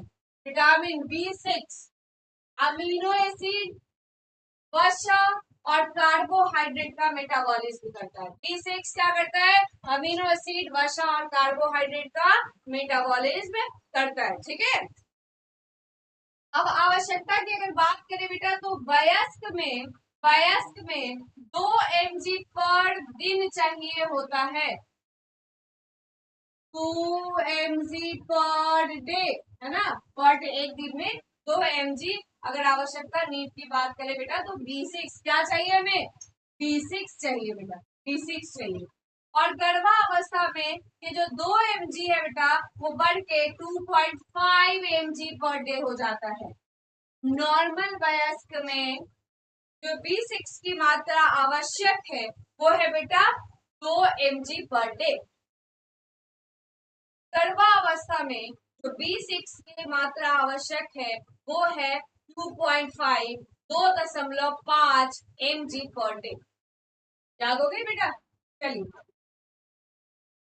नेक्स्ट है विटामिन B12। विटामिन B12 इससे भी बेटा सवाल आते हैं। कोबाल्ट युक्त यौगिक है, विटामिन B12 में क्या है, कोबाल्ट मिलेगा, कोबाल्ट मिलेगा। कोबाल्ट क्या है, कंपोनेंट्स है किसका, विटामिन B12 का, है ना। जैसे कार्बोहाइड्रेट में हमें सैक्राइड्स मिल रहे थे, सुगर्स कंपोनेंट थे ना बेटा, भूल गए तुम, चलो। तो उसी तरीके से इसमें हमें क्या मिल रहा है बेटा, कोबाल्ट मिल रहा है, ओके। डीएनए निर्माण में सहायक होता है, डीएनए के निर्माण में B12, डीएनए के निर्माण में B12 सहायक होता है बेटा, डीएनए के निर्माण में B12 सहायक होता है। उसके बाद माइलिन में फैटी एसिड का संश्लेषण करता है। माइलिन में माइलिन शीट होती है, माइलिन शीट होती है बेटा, उसमें क्या करता है, फैटी एसिड का संश्लेषण करता है। इसके जो कार्य है वो बहुत बहुत मुख्य कार्य कह लो। विटामिन B12 बहुत ही इंपॉर्टेंट है, इससे सवाल आता भी है, आपको जानना भी चाहिए। कोबाल्ट की तो इसमें मात्रा होती ही है। डीएनए की फॉर्मेशन, बेटा डीएनए के फॉर्मेशन में, डीएनए के निर्माण में ये सहायक है ना। और माइलिन शीट जो होता है बेटा, माइलिन शीट के संश्लेषण में भी ये सहायक है। अब अगर बात करें कि विटामिन B12 मैं नहीं खाऊं, मन नहीं कर रहा मेरे को विटामिन B12 खाने का, तो क्या होगा, विटामिन B12 की कमी से मेगाप्लास्टिक एनीमिया होता है, मेगाप्लास्टिक एनीमिया। अनीमिया कौन सी कंडीशन है,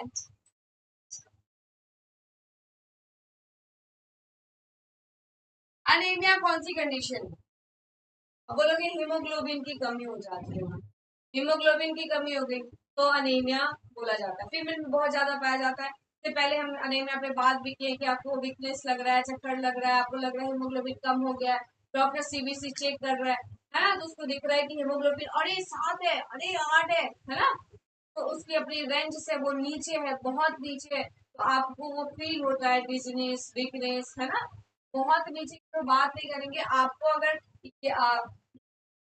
11-12, 11-12 जो एक नॉर्मल रेंज है फीमेल के लिए, आप 9 है, 8 है, 10 है, इन सब में से जो भी आपका सीबीसी में रिपोर्ट में आ रहा है हीमोग्लोबिन का, तो ये क्या हो रही है, इसका मतलब आपको बहुत जरूरत है, बहुत जरूरत है किस चीज की बेटा, बहुत जरूरत है क्या करते से खाना पीना खाओ, पोषण लो, विटामिन लो, विटामिन लो और फिर मजे करो। चलो, मेगाब्लास्टिक एनीमिया बेटा जो है, मेगाब्लास्टिक एनीमिया में, मेगाब्लास्टिक एनीमिया जो है बेटा, उसमें क्या होता है कि अनीमिया के तुम्हारी जो ब्लड सेल है उसके जो साइज में डिफॉर्मिटी आती है, किस साइज में डिफॉर्मिटी आती है। दूसरा है बेटा न्यूरोलॉजिकल समस्याएं आएंगी, अगर B12 की कमी है बेटा तो न्यूरोलॉजिकल समस्याएं, न्यूरोलॉजिकल समस्याएं का क्या मतलब है, मतलब आपके नसों में दिक्कत आनी शुरू हो जाएंगी, ठीक है, नसों में दिक्कत आनी शुरू हो जाएंगी विटामिन B12 की कमी से। विटामिन B12 की कमी से बेटा जो तीसरी और कह लो कि फीमेल्स के लिए बहुत ही एक बहुत ही जानकारी, एक उपयोगी जानकारी ये है कि विटामिन B12 की कमी से बेटा बाझपन होने के चांसेस रहते हैं, बच्चे नहीं होने के चांसेस। अब इन तीन चीजों को देखने के बाद आपको इतना तो समझ आ गया होगा कि विटामिन B12 कितना महत्वपूर्ण है बॉडी के लिए। पहली कमी क्या थी, मेगाब्लास्टिक एनीमिया कॉज करेगा। दूसरा क्या था, नस से रिलेटेड बीमारियां कॉज करेगा, जो कि तुम्हारा क्या है, न्यूरोलॉजिकल समस्याएं हैं। तीसरा क्या है बेटा, वो फीमेल में बाझपन करने की करता है। तो विटामिन B12 नहीं छोड़ना है, खाते रहना है ना। चलिए, नेक्स्ट जो है बेटा वो है हमारा विटामिन सी। विटामिन सी ये भी क्या होगा, जल में घुलनशील होता है, जल में घुलनशील होता है। अभी हमने बार बार मैं ये रिपीट कर रही हूँ, फैट में कौन से, वसा में घुलनशील कौन से है बेटा, वसा में घुलनशील है तुम्हारे विटामिन, हाँ, वसा में है तुम्हारे बेटा ए है, डी है, ई है और के है। और तुम्हारे तुम्हारे जल में घुलनशील वाटर सॉल्युबल कौन से है बेटा, बी है और सी है, बी है और सी है। तो अगर विटामिन सी पढ़ रहे मतलब हम लोग जल में घुलनशील विटामिन के बारे में पढ़ रहे हैं। ये विटामिन सी जो होता है बेटा, ये कोलाजन का निर्माण करता है ना, ये क्या करेगा, कोलाजन का निर्माण करता है। विटामिन सी भी उतनी ही उपयोगी है ना।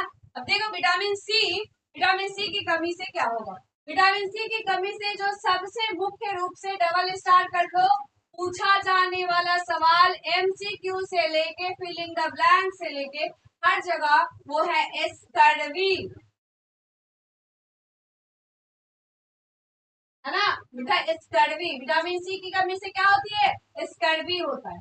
विटामिन सी की कमी से क्या होगा, मसूड़ों में खून आएगा। विटामिन सी की कमी से क्या होगा, कमजोरी फील होगा, है ना, कमजोरी फील होगा।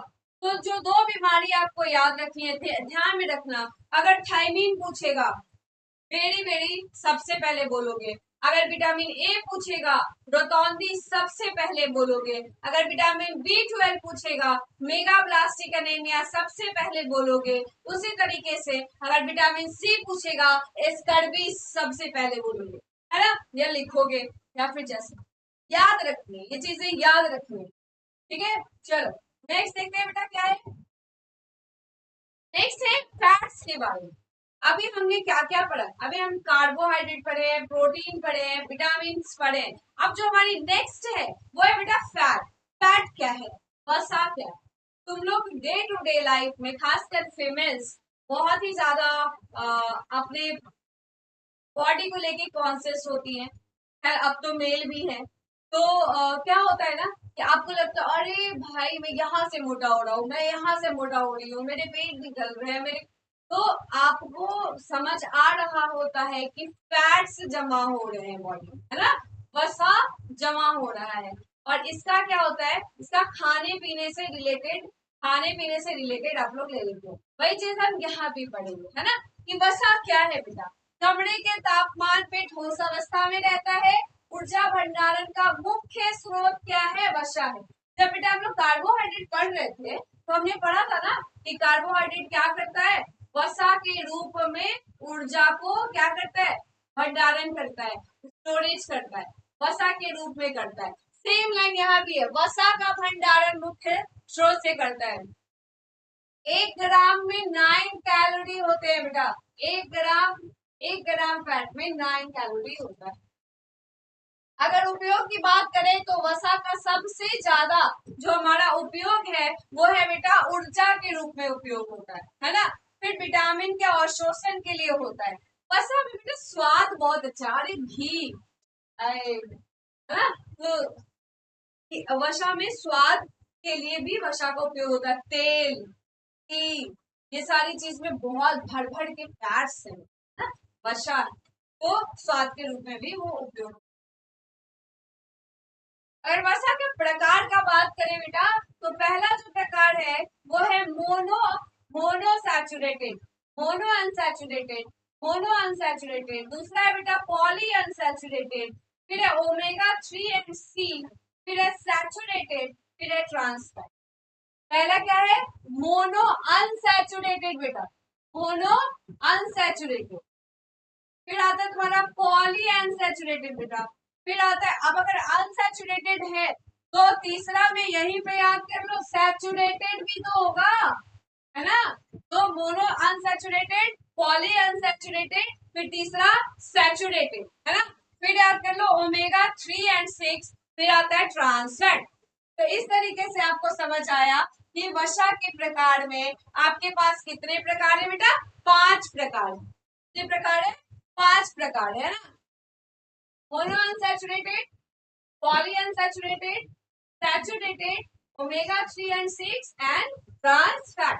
चलिए अब बेटा हृदय रोग और कोलेस्ट्रॉल की अगर बात करें, अब आप सीधे आ जाओ कि आप अगर बहुत सारा वसा खाते हो, बहुत सारा फैट ले रहे हो, तो आपको जो बीमारी होने की चांसेस है वो सबसे ज्यादा हृदय रोग होने की चांसेस है ना। कुल कोलेस्ट्रॉल कितना, 200 से ऊपर। अगर अगर लो डीएल है मतलब 100 से नीचे है तो लो डीएल, अगर एचडीएल है हाई वाले तो तुम्हारा 6 से एचडीएल 60 से नीचे। थ्रोम्बोसिस होता है। अब ये वाली चीजें तो फिर भी है, अगर मैं जैसे अभी तक बताते आ रही हूँ आपको कि कौन से विटामिन की कौन सी बीमारी पहले आपको ज्यादा पूछी जाती है, तो थ्रोम्बोसिस फैट के लिए आपको जो याद रखना है तो थ्रोम्बोसिस का याद रखना। थ्रोम्बोसिस क्या होता है, थ्रोम्बोसिस एक ऐसी बीमारी है बेटा जिसमें रक्त का थक्का बन जाता है ना, रक्त का थक्का, क्लॉटिंग ऑफ ब्लड सुनते हो।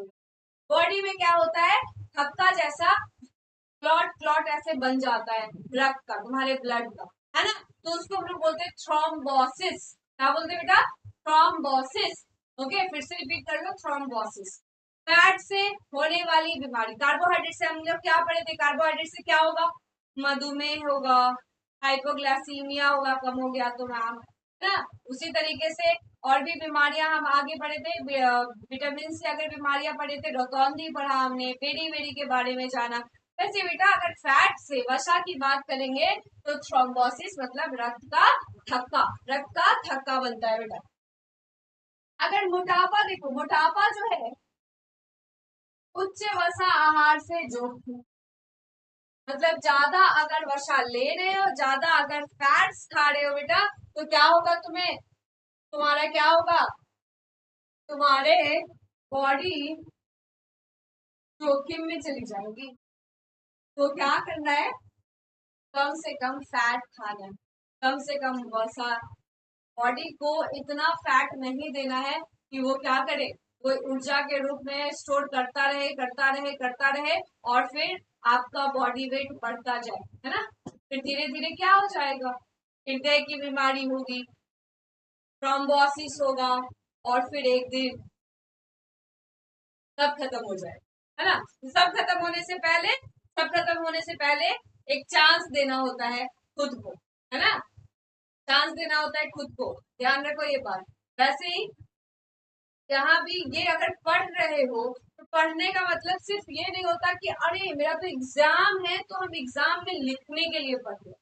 पढ़ने का मतलब ये होता है कि आज तुमको पता चला कि विटामिन खाने से ये फायदे होते हैं, बहुत बढ़िया, बहुत अच्छी बात है। अब तुम घर में खाओगे, घर में लोगों जिनको भी जानते हो जो तुम्हारे रिलेटिव है उनको भी जागरूक करोगे। तुम्हें पता चला कि फैट ज्यादा लेने से ये सारी बीमारियां होती है तो तुम उन्हें भी बताओगे और खुद पे भी काम करोगे, है ना। चलो नेक्स्ट क्या होता है बेटा।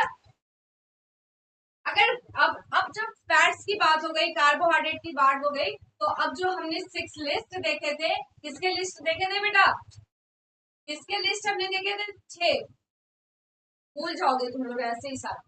पोषक तत्वों के जो लिस्ट थे जिसमें हमारा प्रोटीन था, कार्बोहाइड्रेट था, वसा था, विटामिन था, उसमें जो नेक्स्ट था वो क्या था बेटा, खनिज था। खनिज था। तो जो खनिज की अगर बात करें तो कैल्शियम, फास्फोरस, पोटेशियम अल्प मात्रा में भी आवश्यक होते हैं।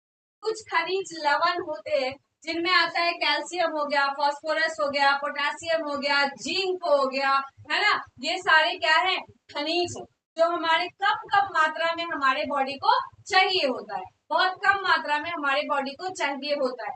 पर भले ही कम है बट इनका भी अपना उपयोग है, इनका भी बॉडी उपयोग करता है। इनकी कमी से भी दिक्कत होती है, इनकी कमी से भी बीमारी, है ना, इनकी कमी से भी बीमारियां होती। तो कम को कम ना समझे, ना। छोटा हुआ तो क्या हुआ, ना, वही छोटा हुआ तो क्या हुआ, रेमन रेमन की एक बहुत अच्छी दोहा है ना। तो इसी तरीके से हर दोहा की बात बाद में करेंगे हम लोग। अल्प मात्रा में ये बॉडी में आवश्यक है ना। कैल्शियम चाहिए, अगर कैल्शियम चाहिए तो कैल्शियम आप लोग सुनो, अरे हड्डी की बीमारी हो रही, खाओ कैल्शियम खाओ, दूध पियो कैल्शियम खाओ। ऐसा आप लोग ऑलरेडी घर में देख चुके हो। मम्मी अगर किसी का पैर फ्रैक्चर हो गया है, किसी का हाथ फ्रैक्चर हो गया है, या फिर हड्डियों में थोड़े से दिक्कत आ रही है, तो आपको डॉक्टर्स तो लिखते ही हैं, घर वाले भी सलाह देते हैं हर भर के कैल्शियम खाइए। तो कैल्शियम की कमी से देखो अल्प मात्रा में चाहिए लेकिन कमी से बीमारियां हुई ना, हड्डियां कमजोर हुई ना। तो फिर यही बात कह रही हूं मैं कि कैल्शियम से क्या होगा, हड्डियों और दांतों मजबूत होती है, दांत मजबूत होता है कैल्शियम खाने से। ठीक है। दूसरी बेटा अगर कमी की बात करें ऑस्टियोपोरोसिस हो जाएगा। हड्डियों हड्डियों की बीमारी होती है, हड्डी की बीमारी होती है, ऑस्टियो ऑस्टियोवॉट बेटा बोन के लिए यूज होता है, हड्डी के लिए यूज होता है। जैसे ऑस्टियोलॉजी जिसमें हड्डी की पढ़ाई होती है, स्टडी ऑफ बोन ऑस्टियोलॉजी। वैसे ऑस्टियोपोरोसिस हड्डी में बीमारी, हड्डियों का कमजोर हो जाता है, या अपने हड्डियों की जो बीमारी होती है कैल्शियम की कमी से। नेक्स्ट जो है बेटा, नेक्स्ट जो है वो है फास्फोरस। अगर बात फास्फोरस की करें तो ऊर्जा रिलीज करता है। फास्फोरस क्या करेगा बेटा, ऊर्जा रिलीज करेगा और फिर कैल्शियम के साथ मिलके काम करता है। हम दोनों भाई भाई हम दोनों साथ रहेंगे, है ना। वैसे ही क्या करेगा, कैल्शियम किसके फास्फोरस किसके साथ मिलके काम करेगा, कैल्शियम के साथ मिलके काम करेगा। फास्फोरस किसके साथ मिलके काम करेगा बेटा, कैल्शियम के साथ मिलके काम करेगा। अब बात करेंगे बेटा पोटेशियम की। तो यह एक तरल संतुलन बनाता है और हृदय कार्य में सहायक होता है। चलो बेटा अब आयरन, आयरन बाप रे, इस नाम से आप लोग सब के सब परिचित आयरन से। हीमोग्लोबिन, हीमोग्लोबिन मेंटेन करने में बहुत बड़ा सहायक है आयरन, है ना। आयरन आप देखते होंगे क्या होता होगा, आप एनीमिया लिखा ही हुआ है, बहुत बार आ गया ना एनीमिया हमारे पूरे क्वेश्चन में। बेटा आयरन की कमी होती है या फिर एनीमिया, सुनो यहाँ से आते हैं। अगर एनीमिया होता है आपको तो डॉक्टर बोलते हैं कि आप केला खाओ, है ना। आयरन की बहुत सारी टैबलेट्स दी जाती हैं आपको, ताकि आयरन बने बॉडी में, है ना। आयरन बने तो हीमोग्लोबिन लेवल ऊपर हो जाएगा, है ना। तो आपको समझ आया कि एनीमिया अगर कम मात्रा में चाहिए, पर नहीं होने से क्या हुआ, बीमारी हो गया, एनीमिया हो गया। ठीक है। वैसे ही बेटा अगर जिंक की बात करें तो ये वृद्धि में सहायक होता है, साथ साथ घाव भरने में भी सहायक होता है। वृद्धि के साथ साथ बेटा ये घाव भरने में भी सहायक होता है। चलिए अब जिंक हो गई है चर्चा। अब बेटा अगर बात करते हैं, हमने अभी अभी हमने पूरे पोषक तत्वों के बारे में थोड़ा बहुत जाना, ठीक है। उसमें क्या था, प्रोटीन था, वसा था, प्रोटीन था बेटा, वसा था, और कार्बोहाइड्रेट था हमारा। फिर हमने विटामिन के बारे में देखा। तो ये सब देखने के बाद जो एक बहुत बड़ा कंपोनेंट होता है, तो कौन सी कंपोनेंट है बेटा, वो है वाटर। वो कौन सी कंपोनेंट है, वो है वाटर। आप सब अपनी लाइफ में ये सुन चुके हो कि पानी पियो, पानी पियो, पानी पियो, पानी शरीर के लिए बहुत लाभदायक होता है। पानी नहीं पी रहे हो ये बीमारी होगा, पानी नहीं पी रहे हो। तो यही चीज अब आपको यहाँ लिखा हुआ है, क्या है कि शरीर का 55 से 65% जो है वो वाटर है, वो वाटर है। 70% भी दिया जाता है राउंड फिगर। ठीक है। उसके बाद बेटा क्या है, पाचन में सहायक है, ठीक है। ये परिवहन में सहायक है, ये ताप के नियंत्रण में सहायक है। इसके 3 कार्य देखो कितने इंपॉर्टेंट कार्य है बेटा। पहला है पाचन, डाइजेशन में ये इतनी सहायता करता है, परिवहन में और ताप नियंत्रण। तुम पहले आज ट्राई करके देख लो, खाना खा लो, दोपहर के खाना तुम जम के खा लो और पानी मत। तुम देखो आधे घंटे बाद तुम्हें ऐसे बॉडी ब्रेन में सिग्नल्स आएंगे, पानी चाहिए, पानी चाहिए, पानी चाहिए, है ना। क्यों, क्योंकि तुम्हारे जो स्टोमक है, तुम्हारा जो आंत है, वो क्रिया नहीं कर पा रहा है पानी के बिना। फिर वो ब्रेन को सिग्नल भेज रहा है, भाई पानी भेज, भाई भेज पानी, नहीं तो नहीं पचा पाएंगे हम खाना, है ना। तो ये जो चीजें हैं ये बेटा वाटर की वजह। ठीक है। अब आपको क्या करना है, क्या करना है, कम से कम 2 से 3 लीटर पानी पीना है डेली। मैं कम बोल रही हूँ, कम से कम में आ रही हूँ मैं, है ना। 2 से 3 लीटर पानी आपको डेली पीना है, ताकि एक नॉर्मल जो आपका बॉडी फिजियोलॉजिकल वर्क है वो कंप्लीट। चलिए बेटा नेक्स्ट हम देखेंगे संतुलित आहार के बारे में। अभी ही इस पे ट्रिपल स्टार, 4 स्टार, जो भी स्टार लगाना है बेटा लगा ले, लगा ले। बैलेंस डाइट इंपॉर्टेंट है, बहुत है। सवाल पूछा जाता है, लॉन्ग क्वेश्चंस आते हैं, शॉर्ट क्वेश्चंस आते हैं। संतुलित आहार क्या होता है, अगर बात बेटा परिभाषा की करें तो ऐसा आहार जिसमें विभिन्न प्रकार के खाद्य पदार्थ शामिल हो, खाद्य पदार्थ शामिल हो, कौन से, विभिन्न प्रकार के, ताकि जो भी तुमको अभी बात की गई है पोषक तत्वों की, इसीलिए पहले पोषक तत्व पढ़ाया गया है। अब हम संतुलित आहार पे आ रहे हैं। जो भी पोषक तत्वों की बात की गई है आपसे, 6 पोषक तत्वों की बात की गई, वो सारा वो सारा पोषक तत्व जब आपके आहार में मौजूद हो, उस क्वांटिटी में, जो क्वांटिटी आपके शरीर के लिए आवश्यक है, ठीक है, वो जो आहार है वही संतुलित आहार कहलाता है। ठीक है। समझ में आई बातें, नहीं आई, चलो फिर से रिपीट करते हैं।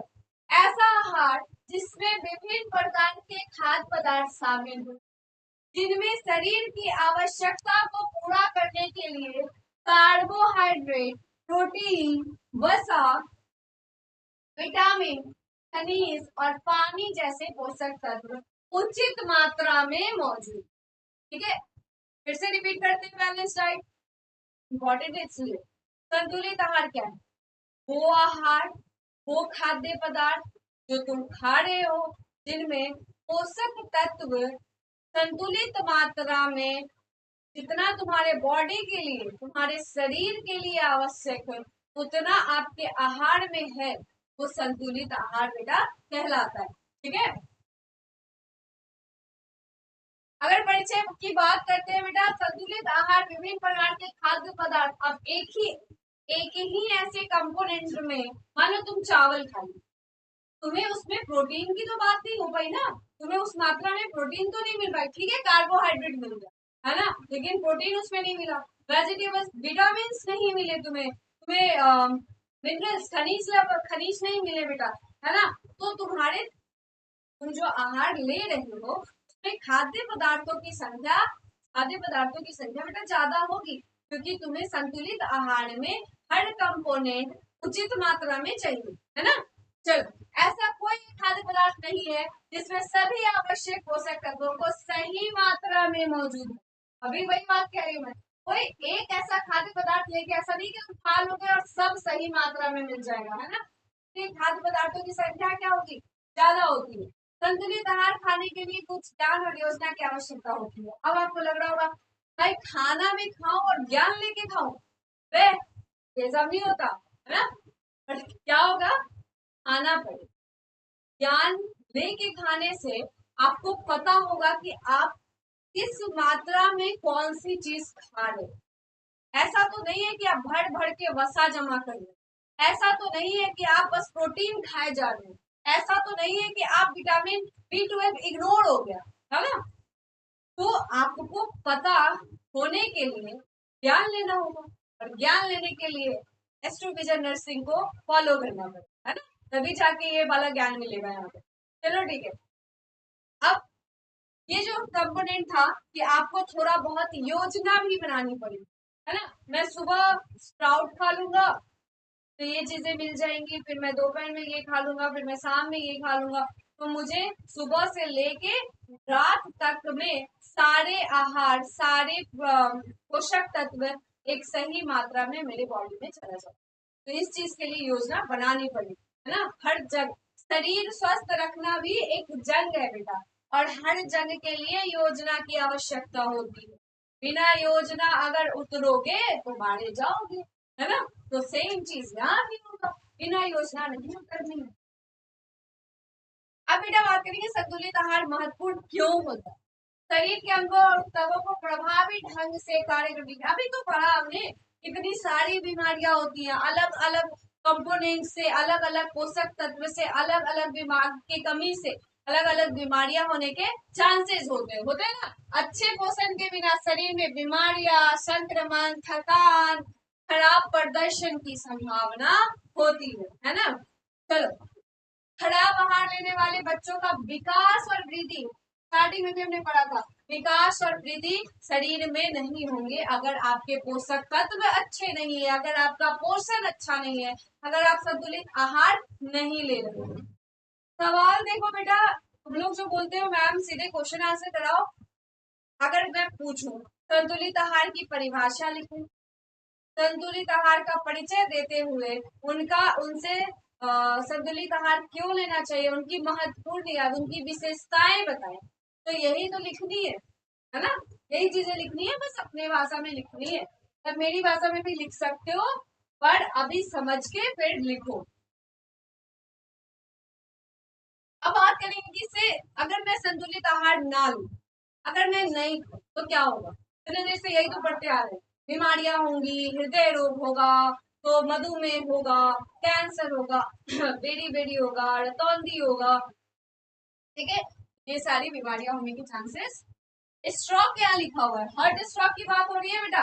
हृदय रोग, हृदय रोग कहाँ से बात कर रहे थे, थ्रोम्बोसिस, क्या, थ्रोम्बोसिस, थ्रोम्बोसिस किसकी कमी से आ रही है, फैट, फैट अगर ज्यादा ले रहे हो थ्रोम्बोसिस होगा, रक्त का थक्का बनेगा।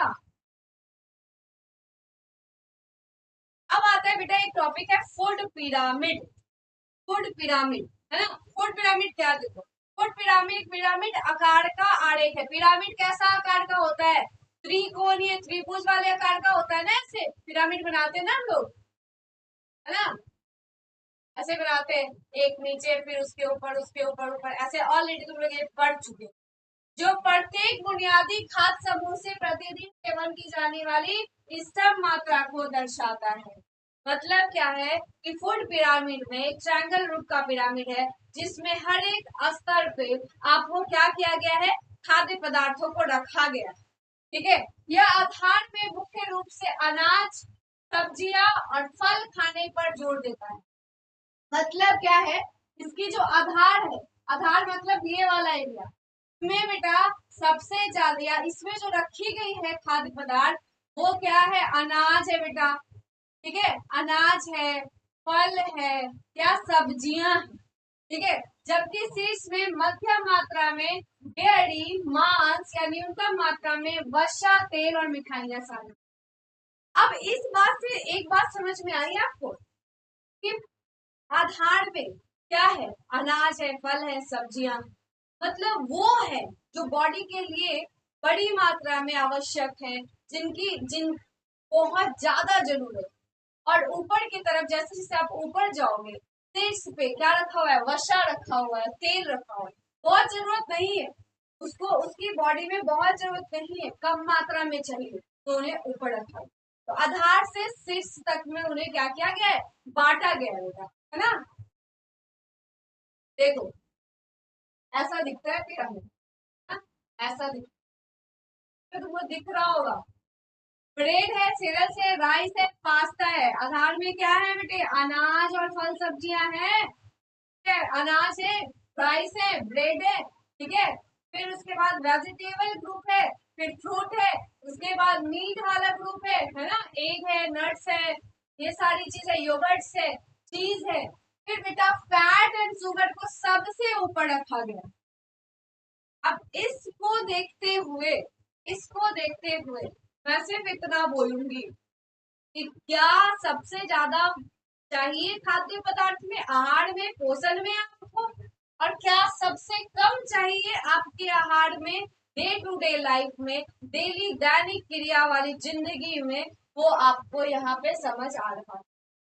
अनाज खाओ, लेना सब सही मात्रा में, पर बेस किस चीज की है इसकी, हम सब लड़कियां या जो भी लड़की भी जो खाना बना रहे होंगे, अभी क्या करते हो तुम लोग, हाँ, स्वाद नहीं आ रहा, चलो भर भर के तेल डाल रहे, घी डाल रहे, मक्खन डाल रहे, ताकि इससे स्वाद आए। स्वाद भले ही आ रहा है पर वो तुम्हारे शरीर को धीरे धीरे धीरे धीरे काट रहा है, खत्म कर। क्यों? क्योंकि अगर योजना के अनुसार चले तो हमें तो ये कम मात्रा में चाहिए, है ना, कम मात्रा में चाहिए, पर भर भर के दोगे तो योजना बिगड़ेगी, योजना बिगड़ी तो तुम लड़ाई हारोगे। सिंपल सवाल। और लड़ाई हारे तो तुम्हारा क्या होगा, पीछे वाले बात पे बीमारी होंगी, संक्रमण होंगी, ये सारी चीजें होंगी। अब आते हैं बेटा मेन पार्ट। इतनी जो कहानियां हुई हैं, इतनी जो कहानी तुमने मेरे जुबानी सुनी है, उन कहानी को अब अपने जुबानी नहीं, अपने लेखनी के जुबानी लिखनी है। ठीक है, और क्या नहीं, चलो सोचना नहीं है। लंबे प्रश्न, लॉन्ग क्वेश्चंस की अगर बात करें बेटा, तो जो पहला प्रश्न है, संतुलित आहार का महत्व समझाइए। अभी हमने बताया संतुलित आहार खाने से शरीर में वृद्धि होती है, शारीरिक क्रियाएं अच्छे से होती हैं, आपको वीकनेस फील नहीं होगा, बीमारी नहीं होगा, है ना। इस तरीके यही सारी चीजें लिखती हैं आपको, अभी जस्ट हुआ है ये बात। और बताइए कि इनमें प्रमुख पोषक तत्व कौन से हैं। वाह, पोषक तत्व बेटा सिर्फ डायरेक्ट आ जाओ,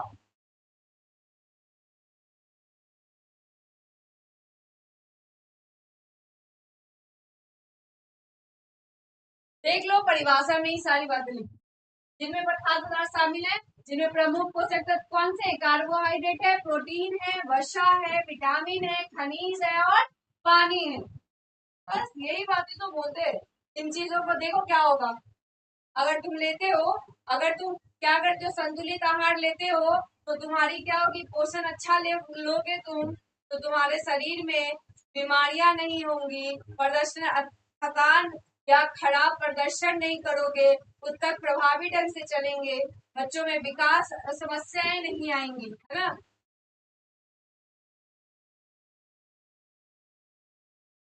चल नेक्स्ट क्वेश्चन देखते हैं। असंतुलित आहार से होने वाली स्वास्थ्य समस्याओं का वर्णन कीजिए और उन्हें कैसे रोका जा सकता है, ये बताओ। बहुत असंतुलित आहार क्या है? संतुलित आहार तो बैलेंस डाइट हो गया जिसमें सारे पोषक तत्व मौजूद हो। संतुलित आहार जिस आहार में, जिस पोषण में सारे पोषक तत्व में सही मात्रा में मौजूद नहीं हो वो असंतुलित आहार हो गया। अब असंतुलित आहार लेने से बीमारियां होंगी, पूछा गया ना असंतुलित आहार से होने वाली स्वास्थ्य समस्याओं। अब बेटा तुम्हें कुछ नहीं करना, सारे पोषक तत्व की बीमारियां बताई गई है ना। प्रोटीन की कमी से क्या होगा, कार्बोहाइड्रेट से क्या होगा, विटामिन से क्या होगा, विटामिन ए से क्या होगा, विटामिन B2 से क्या होगा, खनिज से क्या होगा, वसा से क्या होगा। सारी पोषक तत्व की बीमारियों को असंतुलित आहार के समस्याओं में लिख देना है ना। उसके बाद बेटा क्या है कि उन्हें कैसे रोका जा सकता है। असंतुलित आहार है, बीमारियां हो रही हैं, तो रोकने के लिए संतुलित आहार लेनी है, सारे पोषक तत्वों वाले आहार लेने हैं, है ना। तो ऐसे लिखो। अब बात करेंगे बेटा विटामिन डी की कमी से होने वाले रोगों का वर्णन से कैसे रोका जाए, इस पर चर्चा कीजिए। विटामिन डी, कैल्सीफेरॉल, है ना। कैल्सीफेरॉल वाला जो स्लाइड था उसमें बेटा रोगों की कमी के बारे में भी बताए गए हैं, आपको उसी को लिखना है। विटामिन ए का स्रोत, सारे और कमी, है ना। सारे देखो, सारे क्वेश्चंस वहीं से आए हैं जो पढ़ाए गए। प्रमुख पोषक तत्व जैसे कार्बोहाइड्रेट, प्रोटीन और वसा का शरीर में कार्य क्या है वो लिखिए। सबका कार्य पूछ रहे हैं, वो भी आपको बताया गया है, वही लिखिए। अब आते हैं छोटे प्रश्न की अगर बात करें बेटा, तो विटामिन सी का मुख्य स्रोत क्या है वो लिखना है। नींबू मान लो ना, खट्टे पदार्थ, और नारंगी ना, नारंगी हो गया, नींबू हो गया, खट्टे पदार्थ में विटामिन सी। आंवला हो गया बेटा, आंवला हो गया, है ना। समझ रहे हो, इस तरह की, इसी तरह से सवाल पूछेंगे और आपको आंसर देना। प्रोटीन का क्या कार्य है हमारे शरीर में, बताया जा चुका है। फाइबर से लाभ क्या है, ये क्यों जरूरी है ना, पाचन क्रिया में मदद करता है फाइबर, है ना। तो ये सारी चीजें आपको बताना। सारे प्रश्न के उत्तर आपको लिखने हैं, है ना। पहले क्या करो, पहले समझो, फिर बैठो और लिखो। जो भी प्रश्न किए गए हैं सवाल यहीं से आएंगे, है ना। PYQs है किया गया है ताकि आप लोग लिख सको बैठ के। कहीं भी अगर दिक्कत होता है बेटा तो आप कमेंट सेक्शन में पूछो, हम नेक्स्ट क्लास में उसको डिस्कस करेंगे, उसके बारे में बताएं। तब तक के लिए बेटा राधे राधे।